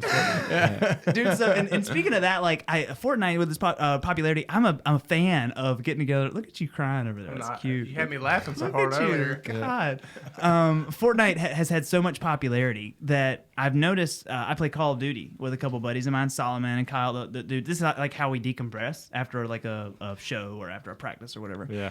And we really enjoy that. Now, I've noticed the most recent Call of Duty has taken a lot of those, because Fortnite's more of like a fake. It's like you can tell that it's... Cartoony, yeah. And the new Call of Duty grabbed a lot of those cartoony kind of vibes. And I don't know if you guys noticed that, but I personally didn't like it. But I was talking to a father the other day, and the father that I was talking to was like, hell yeah, like, I like that. And I get so selfish. I forget that video games are not for 35-year-old men. You know what I'm saying? I guess if I could call myself, am I a man? I don't know. But, in whatever sense of the word. But I just forget 35-year-old kids that they are designed, they have to make sure that they're also appealing to that younger generation and thinking about their mental needs, right? And then being able to differentiate between like real and fake. I don't subscribe to this whole thing about where they're saying that like video games are a big part of the problem with people shooting places up or gun violence or what. You guys weigh in on that. If you look at the statistics, I mean, yes, shootings happen, but I mean, I think they find a lot of underlying mental health problems in the people that do them that are, I mean, far beyond links of like, you know, I remember when the Columbine, it was Manson and video games. That's right, Manson. Yeah, Manson was a big part of that. But I mean, like, that was a subset of, like, a very small percentage, and I mean, they've since disproven. I mean, statistically, the probability is so low. That's the link. Agreed. I think people just probably looking for a reason to pin anything on taking on responsibility for anything it. So, except for the home. Yeah, Right. sure. Confirmation bias. Yeah. What? I think, Confirmation bias, where you do a study, but you're just doing the study to prove your answer. right. So, like, you have the answer, and you try to find the evidence to back it. Yes. Okay. And that's the only evidence you hear is That's the good. only that's the only thing you hear is what That's how flat Earth's a thing. Yeah. Not and this that's is how another COVID's a thing. dude. Yeah. Stop. I'm not going there. So dude, he's so right. He's so right. So you know that's funny though, because I struggle with my Facebook. Like I've been on Facebook. I'm like an OG Facebooker. Right, like 2006 is when I joined Facebook. I went from MySpace. I fucking jumped ship. Right, went straight over there to the face space.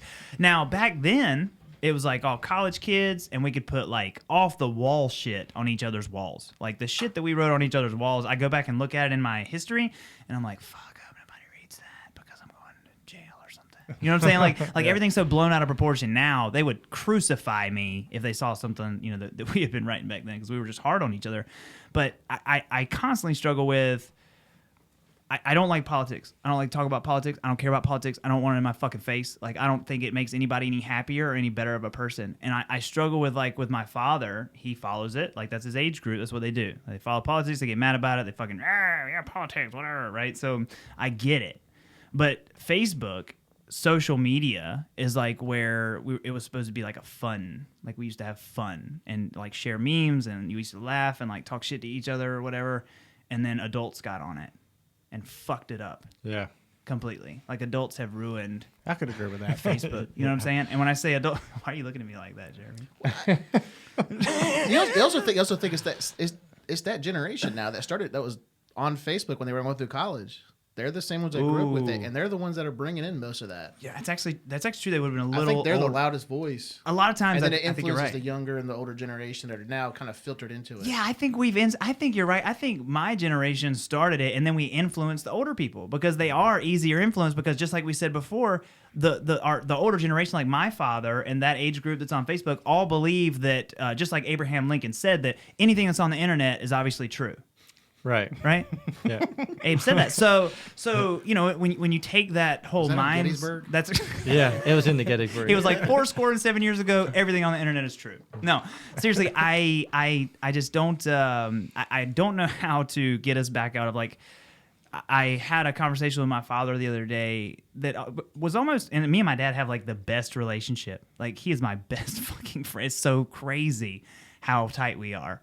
But I almost raised my voice at him the other day, and that made me feel almost hurt. Like, I almost hurt my own feelings, you know, because he's so good. Like, we're so good to each other, Right. And he doesn't try to like yell back at me. You know, he says, "Okay, yeah, whatever," you know. But he's you know, he's following these politics, and like he's put a couple statuses up where he's like upset about whatever's going on in politic land or whatever. And I'm like, Dad, most of the shit that you're reading is not true. Like, somebody wants you to feel that way. You're looking at speculations, and you're looking at memes, and you're looking at stuff that somebody's put out there because they want you to be pissed off, that has no facts behind it. So like we have to get out of this habit of like knee jerk. Well, so it's clickbait. Clickbait is exactly and right. it's ad revenue for these publishings, these How journals. you're older than me, aren't you? Like 38. And you're about my age. Yeah. So like, but you understand it. Oh, like, yeah. you get it. Do you understand clickbait, Steve? Yeah. So because they'll just take something way out of context. There's the headline, and then you read the article. It's like, well, there's like at least 3 more sentences to fill in the gaps of the 2 words they put together to make it sound so controversial. I'm like, I'm gonna click on it, and then there's 8,000 ads that pop up on it, and that's where they get the revenue stream from. That's where they get their money. Also, in that long term format of reading is gone away. So they can take articles, and the lines that they take in articles and post to the headline may be I mean, whoever they're talking about may have said that, but however, what they were context is talking way about or Context. the context that they were saying it in is totally irrelevant. If you just read it, you'd be like, Psh, well, I mean, yeah, I said the same thing, or yeah, I mean, yeah, but that whole long form context of reading is Long it's form gone. context. And Is I this think like an it's actual gone. term? Is this an I actual don't know. long form context? It can be now. I think the biggest problem now is that you'll have these stories that are printed from some sort of medium.com or some sort of independent journal, and they're actually taken on like NBC, Fox News, CBS, CNN. They'll actually take that and run stories, and based off of how popular it is, how it's trending on Facebook, and it's just going off of people's opinions. It's not actual facts. Yeah, And that you gets see that a gets lot more very now. blurry. Absolutely. And people take people's opinions as facts all the time, and I think that's a big problem too. But No doubt. dude, it's so much easier to just stay out of all that because it's It's way healthier. That's Yeah. for sure. talking back about mental health. Yeah. Like going Yeah. right back to the mental health thing. That is another like social media has become a problem with mental health. Like basically convincing people that the world's fucked and there's no way out of it. But that's not true. Sure. Yeah. Like the only way that you would be able to talk yourself out of that is to get out of the house, get out of your social media timeline, and get back into the real world. But what I got so far off topic, but I was getting at before that I struggle with my own self, and I say self. Should you delete these people off of your timeline because all they're posting is political opinions and they're just pissed off people, and I don't need that in my life? Or should I not try to create this circle around myself of only people that agree with me? Echo chamber. Yeah. That's unhealthy too, right? Very Sure. unhealthy. I think that's where a lot of the problems are now. People only surround themselves with people that talk like that. Which group's got the louder voice? Am I that And person? then if you say something different, you're out of the group. Yeah. I think you should absolutely quiet those. Like if somebody's just hitting you with politics, Yeah. of course. I can't. Yeah, the just great snooze for 30 days. That was great the past Yeah, couple yeah. months. And then all of a sudden you're like, oh, this person's back on. Oh, still saying the same thing. Yeah. Snooze for 30 days. Yeah, it's like putting them on restriction. Yeah, for sure. No soup for you, Dude, I started, whenever everybody started coming out with all these sides and their political opinions, and whenever the protests and everything were so hot, such a hot topic, and everybody just loved to talk about this group or that group, and I'm on this team and I'm on that team. Like, I deleted so many people because I don't get on social media to see your hateful bullshit. Like, it doesn't matter which side you're on. If you hate one side or the other, you're dragging me down. Yeah, killing me, bro. I got no time for those vibes. You know what I mean? I need good vibes. I need motivation. I got too much shit to do. I come to Facebook because I need y'all to make me laugh so I can get up and be productive and do some shit that I gotta get. I gotta get done. By the way, you should only follow David Goggins, and you should only follow. Do you know who David Goggins? Is?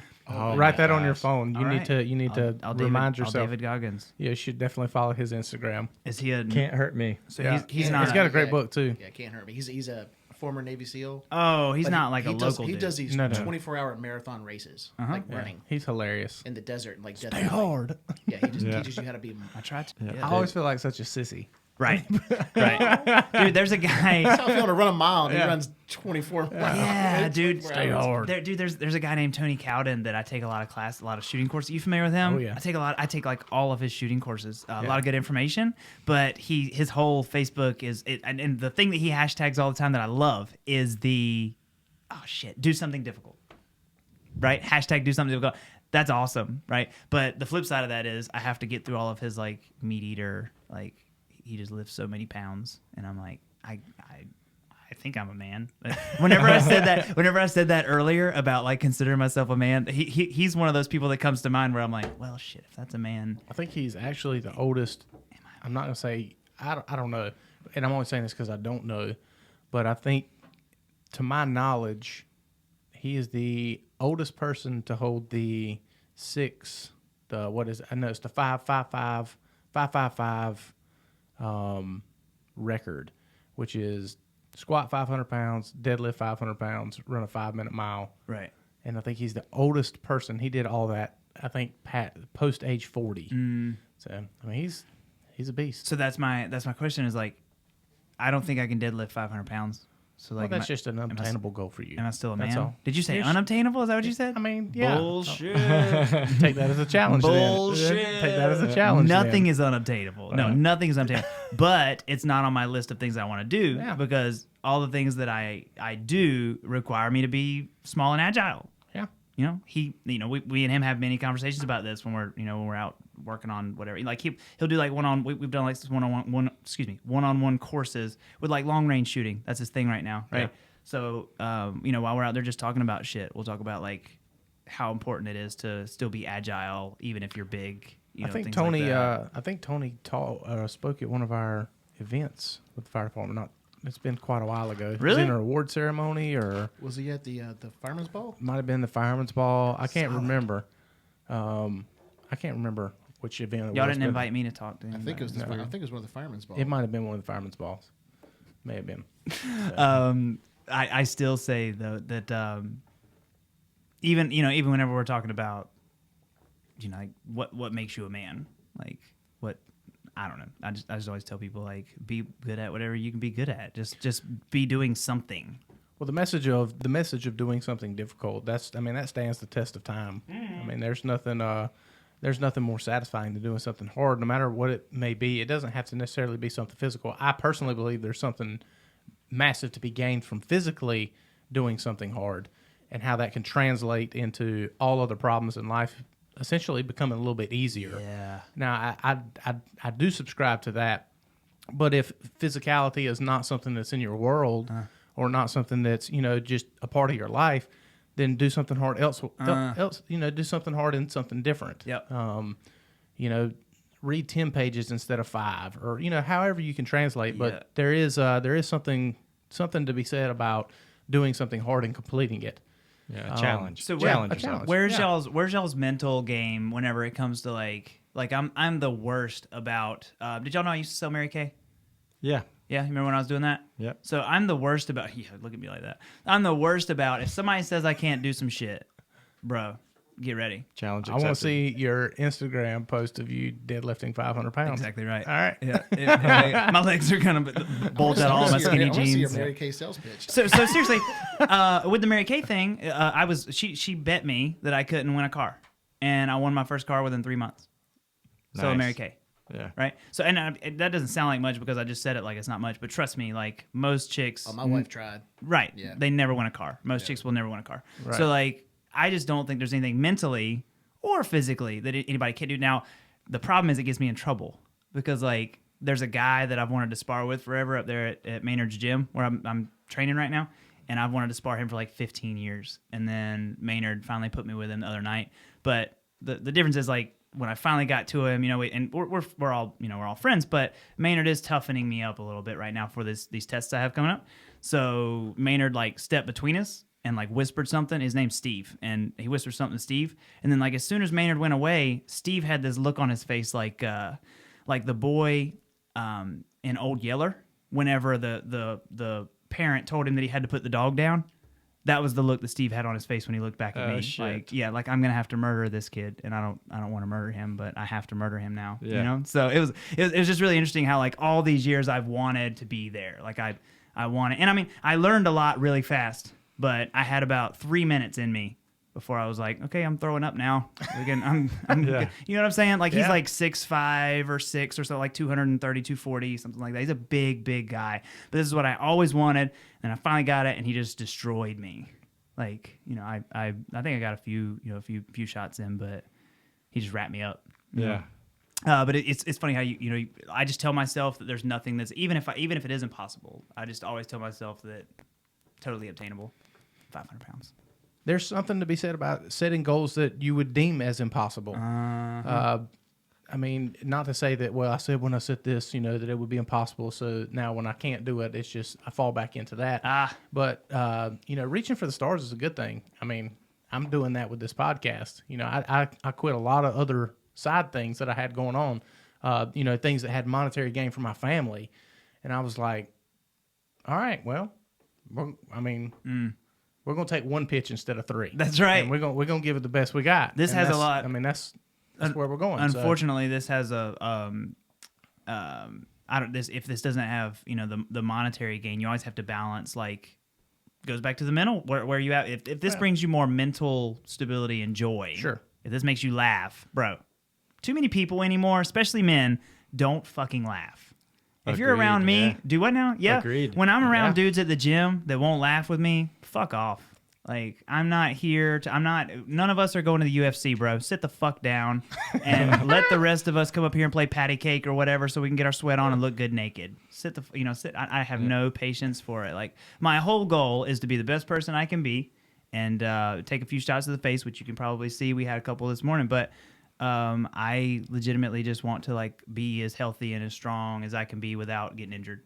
Which the side step, going back to your working out and trying to obtain goals, Mr. Maynard is like the best one that I've ever worked with about what I was telling y'all before about working around injuries.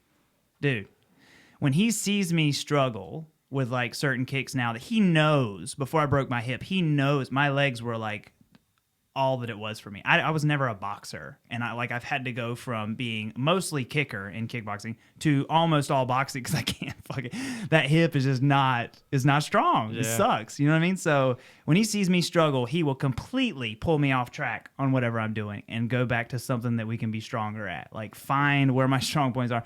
That is so important when you have goals, to have like somebody else who's watching over you that won't let you hurt yourself in the process. Now, how hard is it to like deadlifting 500 pounds? How much can you deadlift? Do you think? You don't do that? Maybe, I don't know. Like the 1,000 average pounds, man. Maybe 200 pounds, maybe. Oh, really? Seen you do a lot. So more than even 200 pounds. yeah, that's what I'm Maybe thinking. Like, 200 it's got to be pounds. I more don't know. because you probably weigh right around 200 pounds, don't you? He's Yeah. lying to you. Okay, shut up. Yeah. So you like, what do you think? Have you ever tried it? I'm not a deadlifter. I'm not lying to you. Okay. I don't do that exercise like this beast over Okay, here so I does. just need a roundabout. Can you do? I probably could not deadlift 500 pounds right now. Okay, and you do this like you lift weights. Yeah.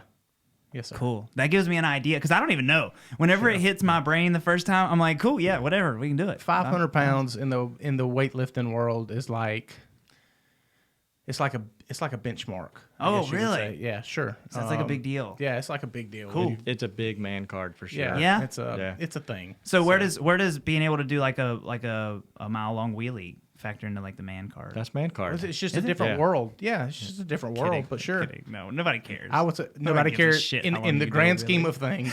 Nobody cares about how much you can deadlift either. Oh, really? No. No, They say in the gym, you know, how the only people who care about Go. how good you look in Go. the gym is other dudes in the gym. That's right. Nobody else cares. Nobody else Dude, cares. that's so funny Yeah. you said that because I see that trend all the time. Dude, it drives me- when Tony has a lot of good information on his Instagram, but the only people on it are like dudes that are just like, Yeah. they're The only people who care about what you do in the gym is Man. other dudes in the gym. That's you think the- you're doing it for the chicks, and Yeah. they could care less. Yeah. so interesting because that's exactly. I told y'all before, like that was my whole goal was like chicks. So that must be why I never went the weightlifting route and I chose the other. You said something earlier I was going to ask you about. You said you didn't like the, I think it was Adderall? Yeah. Or, Yeah. because you are worried that you wouldn't feel like you. Yeah, for sure. I think that is the center of when somebody is having some sort of a mental health thing is they've lost that feeling of themselves. What is it? Like, what did that medicine make you feel? What was it that did feel like you? So sometimes I could take it in the morning before the gym, and I would focus on the bag so hard, and I would feel these things inside me that was like, oh my God, I'm not thinking about what's going on outside. I'm not thinking about who's walking through the door. I'm not thinking about who's walking behind me. I'm focused on this dude I'm sparring or this bag that I'm punching. That was awesome. But then I get to the shop a little while, a couple minutes later, an hour later or whatever, and I'm just like kind of zombie feeling almost, because I'm so used to feeling Yeah. right, and I'm so used to having that weird almost anxiety all the time, and it kind of tamed that out, and I didn't like it because it wasn't me. Like the thing that makes whenever we do our waffle videos, the things that people enjoy about those, what have you seen them? The live the raffle videos. No, they're waffles. Waffle, yeah. All right, Delicious we waffles. can't Waffles. say the R word Yeah. on the face space. All right, when we do our waffle videos, people enjoy how all over the place they are. So like, if I ever take that out of there, I don't think like then I'm just a skinny guy with tattoos who's regular. Yeah. Fuck that. It's like I tell Tila all the time. Like if I Tila's my girlfriend, listeners. So if I she just texted, that's fucking weird. There's Tila. So if I am one of those guys that doesn't work out, right, and I don't have a six pack, then I'm just a skinny, flabby, regular skinny guy. Like you have to stand out. So if you're built like this, like you have to do something different, or you're just going to be a regular skinny dude. And I think that's the trend now as far as like celebrities going, because it's the YouTube celebrities. All the kids watch and everybody that's popular, like that trend, like, you know, millions upon millions of views. They're just like regular looking, like small guys. No shit. Yeah. Oh yeah. Like wearing blue hair. I mean, you were like the trendsetter for what these kids are now looking like. Yeah. Boom. You're a trailblazer.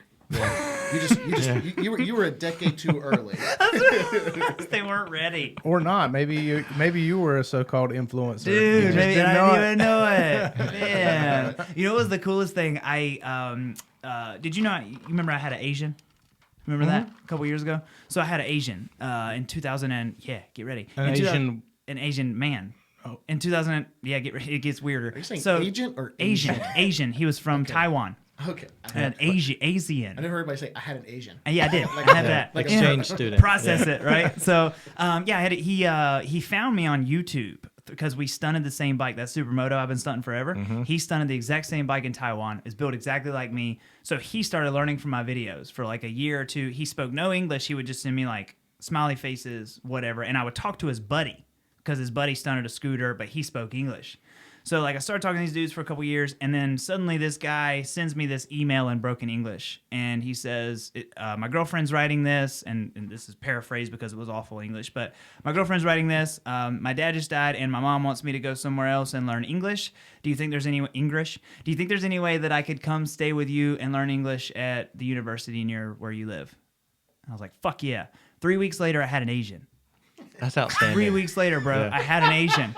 He was my age, my size, spoke, like literally when I took him off the plane, I picked him up at Wilmington Airport, he spoke 40 words of English. 40 at the most, Hey, right? how's are you? Yeah. That was it. And there's videos of it. I documented the whole shit on my Facebook. So, I took him to Waffle House that night, and we just started from there. One of the first words I taught him was redneck. Right? Because That's good. Because You got to know that. It's important stuff. But dude, we have cultural term. Yes, but we are literally like he's my best friend, and I tell him all the time he's like my best friend on the planet now because like we clicked, number one, but he stayed for like 6 months, and like you can't buy that kind of education. Do you know what I mean? Like you can't buy the stuff that we learned from each other and the times that we had. And then Tila got me tickets, and I went to Taiwan and stayed with him for like a week, so like the stuff that you learn and this was right before COVID. So like when COVID hit and we were all freaking out, everybody's freaking out because I got to wear a mask. Well, like we had just left Taiwan where like everybody wears a mask and everything is spotless. Listen to me. Their whole, like around Taipei city and like the whole cities that we were in around Taipei and the surrounding areas, their parks, their recreation centers, their sidewalks are spotless, and there's not a trash can to be seen. There's not one trash can anywhere. These people just don't throw their shit on the ground, number one. Number two, they utilize the opportunity to give someone a job. There's constantly someone like groundskeepers and stuff like that, sweeping, picking stuff up. You can't eat or drink at all on the trains. I had never been on a train or a subway before in my life.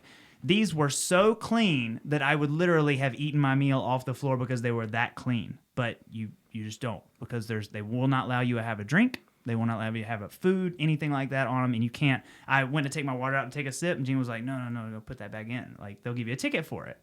They all have to wear their masks whenever they're in closer places, and they don't complain about it. Now Normal. Right. Now the flip side of that is Taiwan has like one of the lowest. I don't even think they have any cases of COVID-19. Like they just had a celebration right around the Chinese New Year because they had 0 cases of COVID-19. So coming from that, like when I see people complain about the mask, I get it. Like I don't want to wear a mask either. I think it's stupid a lot of times, but there's something to be said for. I'm not saying conform, right? We don't want to. We're Americans. We do what we want, whatever. But like I just left Taiwan where everything was spotless and these people just minded their business and wore their mask when they were close to people, and they had a pretty good thing going. I don't know. Well, that's a lot to be said because look at the current flu trends. The flu trends are far drastically below because we've all been wearing masks for the pre-flu season. Yeah. So we're not transmitting it. COVID's more transmittable. Right. But yeah, I mean, so It does. No, it absolutely does help. I totally agree with that, and I am the last one to condone it. Like I don't think it's fun. You know what I mean? But nobody thinks it's fun. It sucks. But coming from Taiwan, I just learned so much from those people about how they address things. And you want to see racism, like those people could give a shit less whether that they didn't want anything to do with me. I can tell you that. You know what I mean? They didn't give a shit if I thought they were gonna like me, because like when I go to airports, usually people want to talk to me and they the haircut and shit, and they want to know about me because I look funny. No, they didn't give a fuck. The only people who really paid me any attention over there were kids, and the kids would stare at me like the whole way they're walking by. They would stare at me, and then as they got like right up to me, I'd go ni hao, and then they would fucking lose it immediately. They just thought it was the coolest thing ever because this white dude just said hello in Chinese, and they did not expect it. They just thought it was the craziest thing. But so many things can be learned from, if Americans would take more time to just like maybe try to take some cool stuff from some other cultures instead of always thinking that we're like the best because we can lift 500 pounds and stuff. Yeah, I get it. Well, No, I sure. I absolutely just that was just an example, but like I just think we spend so much time trying to be dominant that we forget to submit. I think it's the same reason why the adults can't enjoy the bike show. Like they're they're cross-armed because they're too scared to be seen enjoying something else. Yeah. Yeah, no, absolutely. Tila's the funniest about like every show that I take her to, she screams all the time. Like she just thinks it's hard because like she is my biggest cheerleader. So like I sometimes have to remind myself. It's almost like you stopped. I almost sometimes stop taking her seriously whenever she cheers me on, because she cheers me on. She just enjoys the shit. She appreciates all of it because she sees all the work that I put into it. So she cheers at everything. And then when she's the only one in the crowd that's cheering, it pisses her off. Because these other people are not appreciating the amount of time that it took. The effort. That's exactly right. It's funny. Just like anything else, like anything you want to be good at. Do you play guitar at all anymore? very seldomly. Dude, that's tough. Yeah. Guitar's tough. Yeah. I mean, I had a knack for it, so I mean, So you're I a enjoyed badass. it. No, not by any means. Oh. I'm not a badass at anything. I'm mediocre at best at the things that I'm good At at. some So, things? yeah, at the things that I'm good at. Dude. So, nah, I'm not great at anything.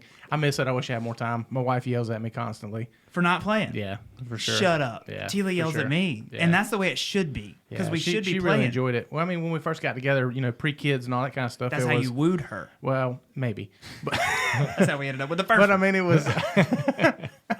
But it was. I mean, it was just me and her on the back porch, and a couple of my friends over that played, and Yeah. that's what she was around. Yeah. Her father was humongous into the music. He was in an old school gospel group. Yeah. Played with a couple country people who opened up for Vince Gill and Garth Brooks, and just music's been her whole life. Yeah. So when she met a man who played guitar and all that kind of stuff, yeah, I basically wooed her, trapped her, whatever, persuaded her, whatever.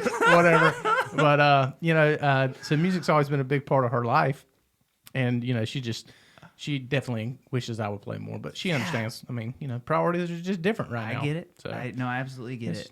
I'll eventually, I'm sure, get back to playing. So do again. you have a hobby? Like, do you make sure that you keep some kind of a hobby? I mean, you got 2 kids, so that's tough. Fishing is mine. Ah, that's Yep. a good one. I wish I had the patience. That's a good one. Do you fish? Jay, what do you do? I really don't have. I'm going to school full time. Yeah. Working He like needs a bunch. hobby. Yeah? Need a Yeah. hobby. He needs one?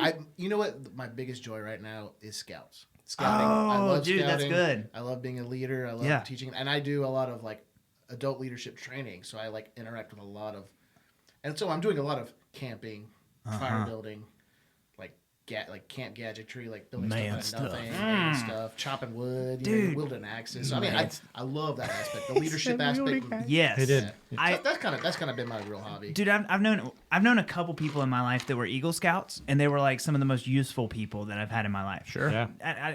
I know that they're not all that way, but like these dudes, if nothing else, anytime they were around, if I needed to tie a knot, those fuckers knew 8 Yeah. different Yeah. knots that we could use for whatever we were doing. Like stuff like that comes in handy. Yeah. I think those are useful people, and they definitely learn a lot about like life skills and It's there's the leadership. Yeah. Leaders, they're the leaders of society. I mean, Look they're- at him. yeah. Look at him. Look how passionate he is right now. Yeah. Watching them step up and really Have y'all ever been around him when he's doing tree shit? Oh, yeah, I used to work with the crew. What? His dad. Dude, that's so interesting to watch. Like, have you cut down trees before? I've cut down trees before. Bro, I don't use saws though. I mean, I use an axe. Oh, Yeah. okay. Like a man. Yeah. I don't We're back to that testosterone. Yeah. Like it. pussy, pussy mechanical devices. Wow. No, I've been around it plenty. I buried a chainsaw in this arm. I remember. King was with me. Oh, you were there. I Yeah. was there. Tourniquet that mother. He was up in a little tree, and he had all of a sudden I was dragging some limbs. And he's just like, "King, grab the rope. I'm hurt real bad." And I was like, "What?" I was just up there, just I'm hurt real bad. Just grab the rope. I'm coming down hot. Came Yeah. down hot. Luckily, we were by Cape Fear Hospital. I threw him in the truck, and Bro. No tourniquet. we tightened down That's a towel. time. Some nice white. You linen waited your whole towels. life for this moment. Not time to shine. Didn't take Waited you my it. whole life for this moment. No. No. So, gun shop life. Yeah. I'm glad you found that sun drop. Yeah. Mainline it. I'm ready now. No. I mean, firemen are. This is a fireman show. Firemen are gun guys for the most part. For sure. A lot of us. For sure. Yeah. That's one of the reasons that we wanted to have you on this show to begin with is because And then of all the things you do for the IFF through the gun store. I started rambling about everything else. No, but that's one of the reasons we want to have you on. But I want to talk specifically about the gun industry. Like right now, what are you seeing with the what's going on right now? It's crazy times. It is. No, it absolutely is. So it's really not that crazy. Like if you try to complicate it, it can be complicated. And if you listen to too many different experts on the news, Right. it's complicated. It literally boils down to there used to be one side of the political spectrum that were gun people, right? And that was, it was us. We already liked guns and stuff.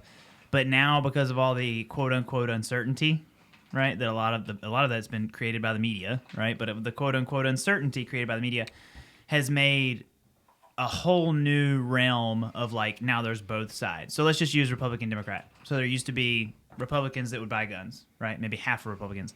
Well, now you've got the other half of Republicans that all want a gun and some ammo. And then you've got, let's say, half of the Democrats, too, that all want a gun and some ammo. They don't know what the hell they're going to do with it. They just know that there's some kind of big bad boogeyman that the news said was going to be coming for them, and they need to have some kind of protection for it that they've never had before. Right. So it's the same thing that we saw an explosion in the concealed carry classes right along about March, April, May, whatever. There was like a big explosion in the classes, and it was the same thought process. Like everybody's being told COVID's here and the protests are here and the new president's coming and this and that. Everybody's going to take away your guns. You got to buy a gun. You got to buy ammo. You got to stock up. Problem is, there was such a demand so fast that the distributors can't keep up, right? So there's literally just not enough guns or ammo to go around everybody. There's no big, great conspiracy. And I mean, this is whatever. You can believe whatever you want to believe. I'm telling you because I own a gun store and I see everything that nobody has stopped manufacturing anything. Nobody's trying to keep anything from you. It's getting bought that fast. Like toilet paper. Absolutely. Like Yeah, toilet the ammo paper. shelves look like the toilet paper shelves in March. Absolutely. Last March, yeah. So, and that brings up another, and I can bounce this off of both you guys. So I take the approach, I'm probably the smallest gun shop in town. Like I have probably the least stuff because I do a one-on-one stuff mostly, and I do classes and training or whatever. But I am constantly struggling with, my distributors won't sell to me because my distributors don't hardly have anything. So like if they do get anything, it only goes to their largest accounts. And most of the time, if the distributors have 30 accounts they're dealing with, I'm around the 15 mark, right? Which for a store as small as mine is pretty damn good. But the first 3 on their accounts list are who's getting the stuff, right? They're the ones that are going to be getting the ammo or whatever does kind of trickle in.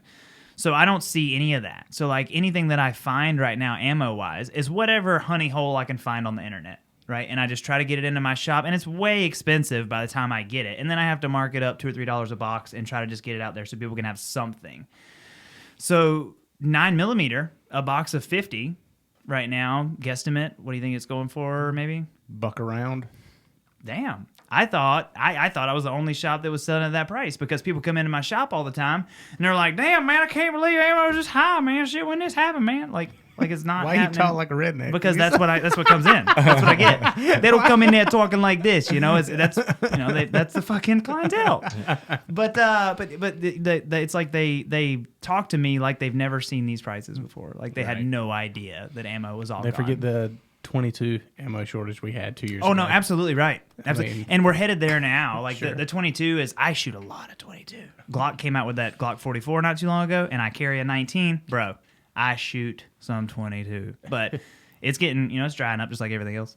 So I the struggle is always, do I buy the expensive stuff and have it in my shop for, like right now, the last batch of 9mm I could find, I have to sell it. I paid like $50 after shipping and everything. I've probably got like $55 or $56 in a box. So I have to sell it for $60. So like, do I just not have the boxes there at all? Or do I have some shit there for people that need it? Because a lot of people are grateful that there's anything there. Because most of the shelves are bare, like you said. But does it make me a shitty person because I'm having to sell it for that high? Support. Yeah, I mean, you still have a business support. What I see the issue I have with the whole thing is the people like you, the owners of the stores. You got an issue with me? No.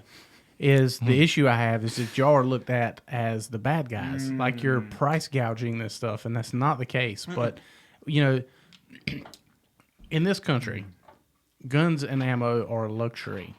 They are a thing, and everybody thinks that there's so many of them, and it's so readily available that if the price goes up, it's his fault. He's talking about There's it doesn't matter what the political spectrum's doing. It doesn't matter what the manufacturers are doing, and it's not even the manufacturers. They haven't changed anything.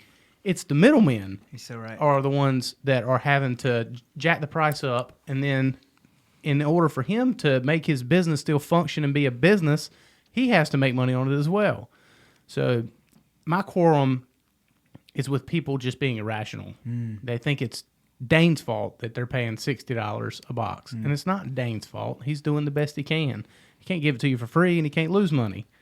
Otherwise, he won't have a business. When you go to Dane's shop to buy ammo, Dane's shop won't be there. That's true. Because he couldn't make any money off of it. That's true. So it's just like when we were all pissed off with the gas stations because gas was $4 a gallon. Yeah. I feel for those people now. Like I feel for those gas stations now because that has to be the same way same thing they would do. Sure. Everybody's got to have a face for a problem. Whoa. If you're going to be mad at somebody, just be mad at the media. Yeah. That's true. That's true, but they won't. I mean, it's so much easier for them to like walk in and cuss me out and then walk back out. Which brings me to like the Google reviews. I get so pissed off about Google reviews. Bro, you can't read comments. Bro. And there's no way, like if they go in, you got a small business, brick and mortar business like I have, that's hard enough to keep open anyways with the internet, with the middlemen, with the distributors, with everybody else taking their cut. But then you've got these people that can just go on and like they came into my shop. One of the first reviews I ever got for my gun store was this dude just like ranting about when he came in, there was metal music playing and I had earrings and this crazy fucking mohawk and these tattoos. You can't believe I'm running a gun shop. And he was like, he was pissed off about me. Like as a person, like he didn't have bad customer service. I didn't have much in my store, right? Which I don't keep much in my store. And I look like something that he didn't think should be running a gun store. Yeah. And that was his bad Google review. And I can't retaliate against it. I can't get it off of my Google. I can't do anything. Like they have all the power to do whatever they want to do. And that's it. So I've tried multiple times recently to just like delete my Google listing. Like it said the shop was permanently closed. But every time I do that, they find out that the shop's still open. So they just put my Google back up there. I hate Google. I'll say it right now. I'll say it on this microphone or whoever can hear it. I don't care. Google, listen to me. I hate you. I am If the power shuts off right now, I'm gonna freak out. Right. That's right. We're gonna lose it. But, oh man, that whole Google listing thing just drives me insane. And the Facebook reviews are the same way. Sure. Like anybody can go onto your businesses because just like you said, like everybody wants to be mad at somebody. And it's so easy for them to pick the small business. Where do you see it going? Which, with as far as availability, availability. We'll be here for at least this year, probably well into next year, if not the whole thing. You remember 2013? Sure. So similar to that, I think it'll last slightly longer because we've just got more people that are into guns now, and they're going to keep. People have this weird notion that it's like a bragging right if they can have like 10,000 rounds of ammo. Like everybody wants to have 10,000 rounds or some shit. They're like, oh, in case the shit hits the fan. How you gonna carry 10,000 rounds, bro? What kind of fight are you fighting? So my 40 rounds aren't impressive. That's right. Yeah. My 2 guns. You know- 40 rounds. I'm going to tell you something a good friend said to me, and I hope all of our listeners take this to heart. Please. The more people I'm around that speak about how much they have, the less I have to have. You can take that for what it's Right. worth. But Absolutely. No, I absolutely agree with you. The best thing that I took from Tony's class, and I've told Tony this more than once, he said, one of the first things he said, the first course that I took from him, he said, always fear the man that only has one gun. Changed my fucking life. Always fear makes the man that sense. only has one gun. Bro, that goes for everything in life. Drums, right? Fear the man that only has one kit. Fear the man that only has, 2 drums or whatever. He's gonna play a show with his minimalist possible. Fear the man that has a good jab. right. If that dude has thrown 10,000 jabs, he will fucking hit you in the face with it. Yeah. Dude, this is Yeah. great. Like I totally think that's something to live your life by, and I absolutely agree with what you were saying just a second ago. I don't think whenever we go through these phases, like I absolutely subscribe to, let's say 2,000 rounds. Right? So you got 1,000 rounds to shoot from, maybe 1,000 just in case things get hard like they are right now. If you're making your own bullets, so you probably got like all kinds of thousands of bullets. But like the normal dude, like right now, they have this implanted in their mind that some kind of crazy ass Armageddon's about to happen where they need 10,000 rounds. I'm like, bro, you're way behind the 8 ball. You know? If you want to get on it and pay $1 a round and get 10,000 rounds, King's hey. wielding axes, so he's got it all figured out. Bro, that's fun. Off the grid. That's fun. I started throwing knives and throwing axes like a couple years ago, and that's fucking fun. Do you ever throw knives? Y'all No, have done I it? don't. I've seen there's been this nice little explosion of these axe throwing places though. Right. They're kind of popping up. You been to those? Gaining popular. I have not. I haven't been to one. I have Oh, it's not. fun. The one downtown's fun. Is it? Yeah. Dude, throwing axes is like the best intro to throwing knives because throwing knives is slightly more difficult, because it's smaller and it spins different or whatever. But throwing axes is like something that you can show somebody fairly quickly and they can like enjoy it, So I always start people on the axes. But out there at my property, like at my range, I've set up a whole wall where like I have throwing shit because it just people, dude. What I was saying earlier about wanting the people around you to grow. Like, they just feel like they've grown when you show them how to do it and they can, like, stick a knife in a piece of wood. They're like, fuck, I'm a man. Mm-hmm. Do you know what I mean? It's so great. Yeah. Like, that's all I want is to see people's faces light up, bro. Like, Right. that's the best. You see it, too, because you teach people. Right. Like, if you show people that first time you get their grip right and you get them to squeeze that trigger slow and they do what they're supposed to and they hit where they're aiming at, they light up. That's right. That's exactly what it's all about. Sure. It's supposed to be that way. Dudes at the gym, like there's this one guy that I work out with. We do not like each other. He's a real big guy that we've never liked each other, but we've got a mutual friend, so we're always around each other. But it's no secret that we don't like each other, and we joke around about it because we're just 2 totally different dudes. But he asked me where the best gym was to learn how. He's doing a lot of contracts, like contract work, where he's doing security. So he wanted to learn how to destroy people if he needed to. Go to Maynard's place. Let's figure it out. So, like, me and him have been partnered up a lot. And, like, we don't even like each other. But, dude, when I see him light up and, like, the shit clicks and, like, his kicks are getting better and his punches are getting better. He feels better because he's losing weight. He's kind of, he's a chunky dude. But, like, he's losing weight and he feels good. Like, that's everything. And if you don't feel that way, like, if you're teaching anything and you don't feel that way anymore, get out of it. Like, you're never going to be satisfied with yourself or what's going on with you. That translates into the fire service. Yeah? For sure. Yep. No Absolutely. shit. So when you're talking about lighting up, are you talking about the people that you're training, or are you talking about the people you're helping? Kind of both. Yeah. Yeah, Yeah. I would say it resonates more with me with the people that I'm training. Yeah. And I guess from the teaching aspect, teaching concealed classes and all other facets of teaching that I do. But when you speak a language, and it's not always the same language for everybody, but when you speak a language of a point that you're trying to teach somebody and you see it resonate with them and you see it land on their face and you can get that sense of satisfaction, that makes all the difference in the world. And that brings to a good point the ability to be able to speak in different languages to articulate the same point, whether it be in fire or whatever. But when you see that moment, that teachable moment click in somebody, it means the world to me personally. So whether it be dragging hoses or throwing ladders or whatever it may be, when you can explain something to somebody in a way that they understand and then they do it and they see that, well, that makes sense, or wow, that's the way it should be done. Yeah, you feel a great deal of satisfaction as an instructor or as a person in the teaching form.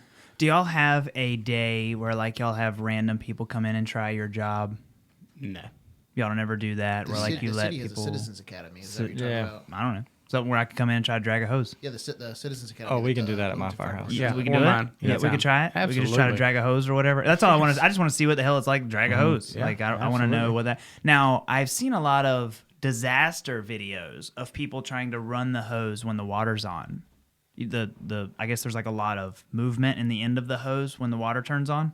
Right? You're talking about when it's Like just Little loose? Rascals? Yeah, when the shit's flying all over the place like that. I think that it might be a little bit drastic. Exaggerated. Yeah. So a little bit okay, exaggerated. so with technology, has that gotten more under control, or was it just never that bad? And the movies made it like Backdraft. They had this fucking hose flying all over the place, like the Loch Ness monster. Well, an unattended hose. Our technology with our nozzles and our fire hose allowing us to pump at different pressure, but still get the same I gallons wish I per could minute. pump my hose at a different pressure and still get the same gallons. But per being minute. able to pump our hoses at less pressure and still get the gallons that we need in order to extinguish the fire, So technology has helped. it has definitely helped. So we don't have to pump our hoses at such a high pressure where a hose unattended would be doing this. You know what that's like, I Dane. know, brother. I know. I don't ever leave my hose unattended. No, But you know absolutely not. how it could get violent. Yeah, Dude. I would say that's So is that something?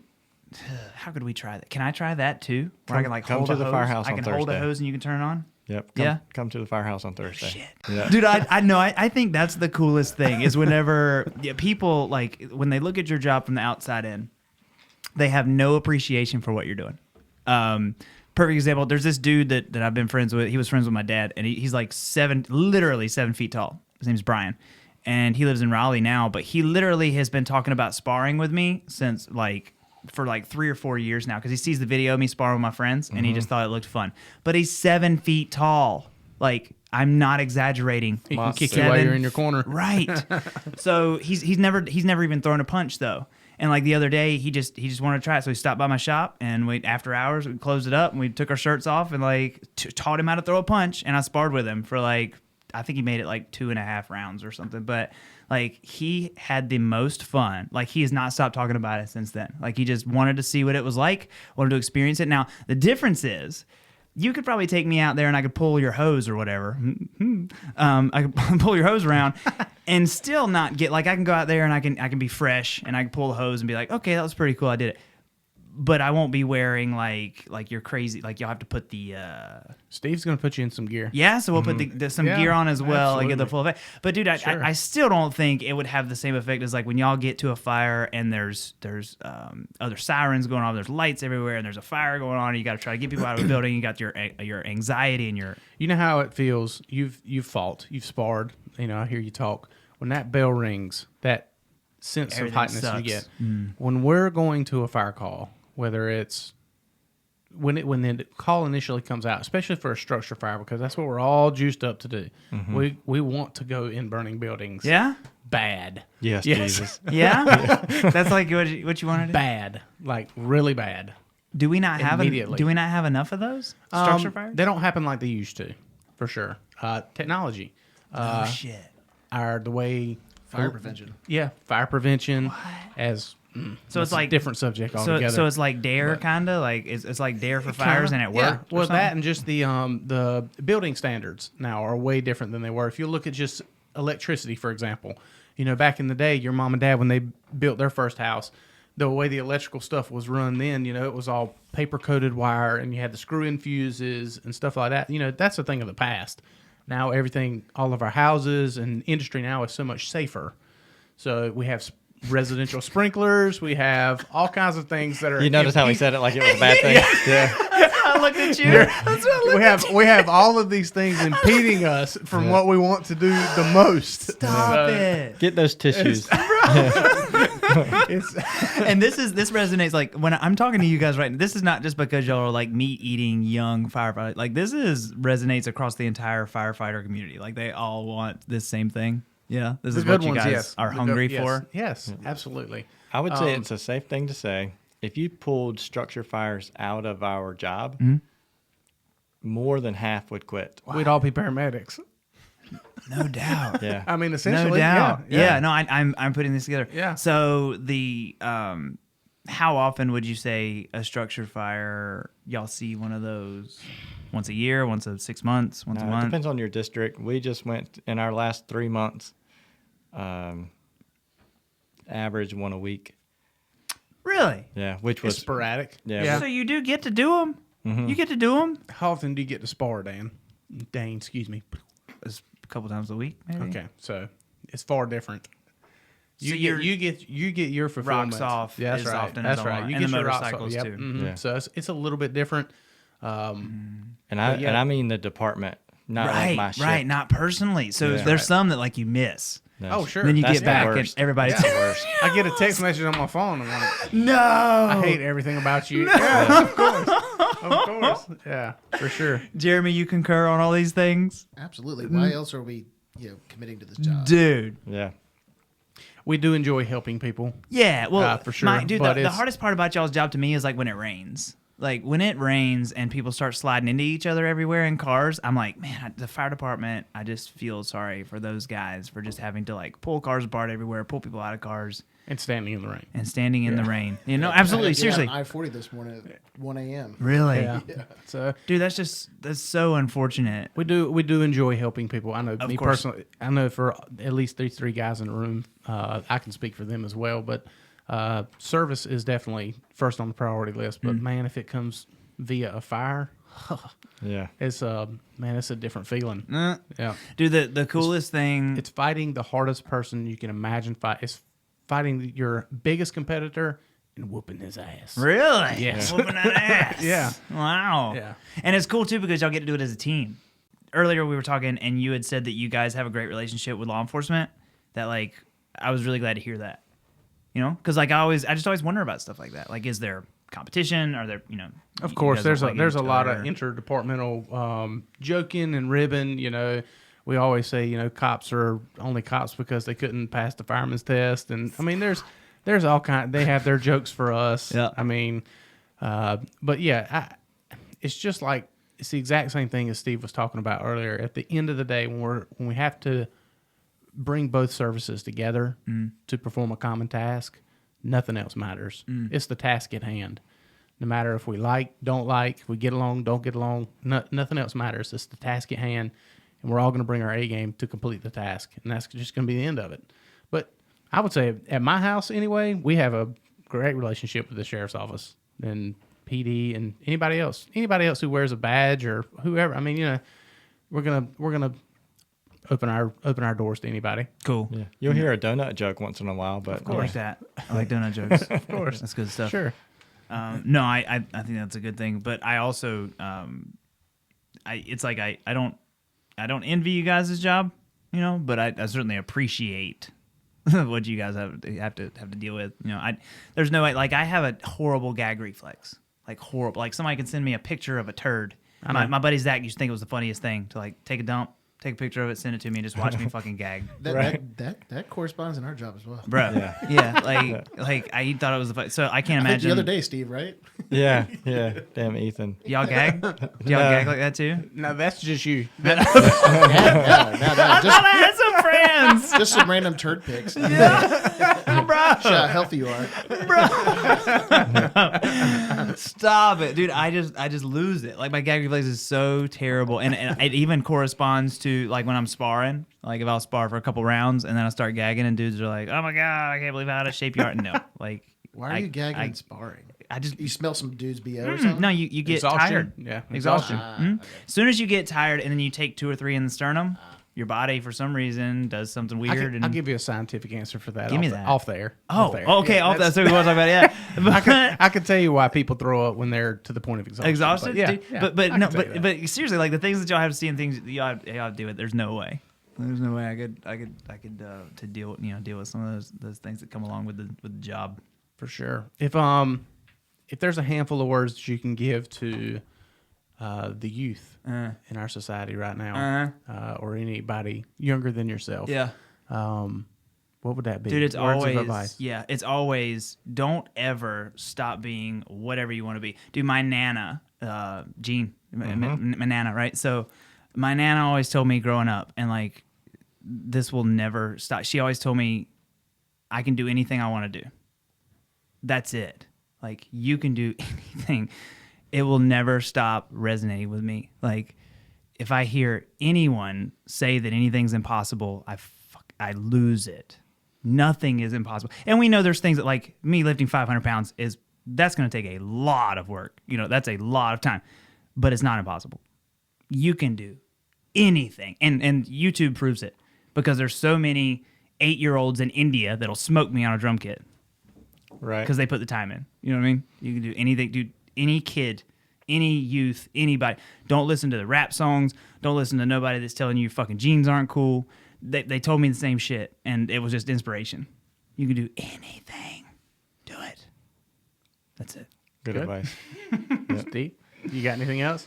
One thing. Remember you said you guys would play Call of Duty as like a... Release. Dude. You just get spun up in a show or... Yeah, no, that's it. Like your normal day-to-day has like a certain amount of stress, right? And it could be... A lot of times people are getting it from their social media. Like they're getting that stress from... So like what we get from that is interaction where we don't necessarily have to go over to each other's house and be away from our own domain. We're in our own domain and interacting. And like we win sometimes, but like I'm not even good. Like I fucking am, like every 12-year-old kills me and they're like, ha, fucked your mom, whatever they say. I don't know, but right, like this is the thing that I get all the time, right? Yeah. But dude, it's just like I get to talk to these guys and hang and joke with them and just like I'm telling you, laughing. Like the other day, me and Solomon. There was four dudes, me, Solomon, Kyle, and Will, and me and Solomon had both had shitty days. So like we were quiet at the beginning of it, and then something stupid. I dropped a helicopter on this dude that was in front of our team, or some shit like that, right? And we fucking lost it, and my whole day instantly from laughing. Yeah. Like if you can just find some way to laugh or just like enjoy something for a few minutes, find that thing. Like find that person. I don't surround myself with fuckers. Right? That just suck the life out of me. Don't surround yourself with fuckers. I don't know how else to put it. Yeah. But seriously, like find people that will lift you up and everybody else fucking cut them out. You only need people that are going to help you get better or make you money. Like one of these two things. They either have to help your life or they have to bring you income. Yeah. Everybody else can fuck off because there's too many other people. People want you to do well as long as you're not doing better than them. Oh my God. Ooh. Right? Yeah. Dude, that's things to live by, right? Yeah. Seriously, dude, I live by that. If there's anybody that doesn't want me to do, but doesn't want to push me to do, because they're scared. Solomon Harvey, the American Ninja Warrior, when I first started hanging out with him, he didn't have a fucking dime. He was living on my couch, eating my animal crackers. Swear to God, true story. Lived on my couch for 6 months, ate these fucking tubs of animal crackers from Costco. And one day he could do flips and shit. So I was like, Solomon, get your shit together. We're making this video. We're sending it to American Ninja Warrior. Boom. The dude's he's been on American Ninja Warrior twice. He won it once. He's known all over the country, all over the world. They bring him and fly him all over the place to do appearances and shit. He does, he's a big deal now. That's because awesome. He got off his ass for once. He had somebody who wasn't afraid for him to do better. Find those people. Nice. Wow. Whew. Yeah. Wow. Dane Britt. Shit. Thank you guys. Yeah, man. Thanks for coming on. Where can people find you, man? What'd you say? Where can people find you? Usually, dude, Facebook is a good one. I do a lot on Facebook. Dane Britt on Facebook. Instagram, I still do a little bit on there, but who knows how much longer they'll let me be on there before they delete me. YouTube, I'll put some stuff on there every now and then still, but since they're all anti-gun and you don't know what you can say, whatever, they'll probably delete me soon too. But Facebook, definitely, I still do quite a bit on the face space. So Dane Britt, hit me up. Gotcha. I appreciate it, brother. Yeah, man. No, this is fun. Thank you so much. Thank you. Absolutely.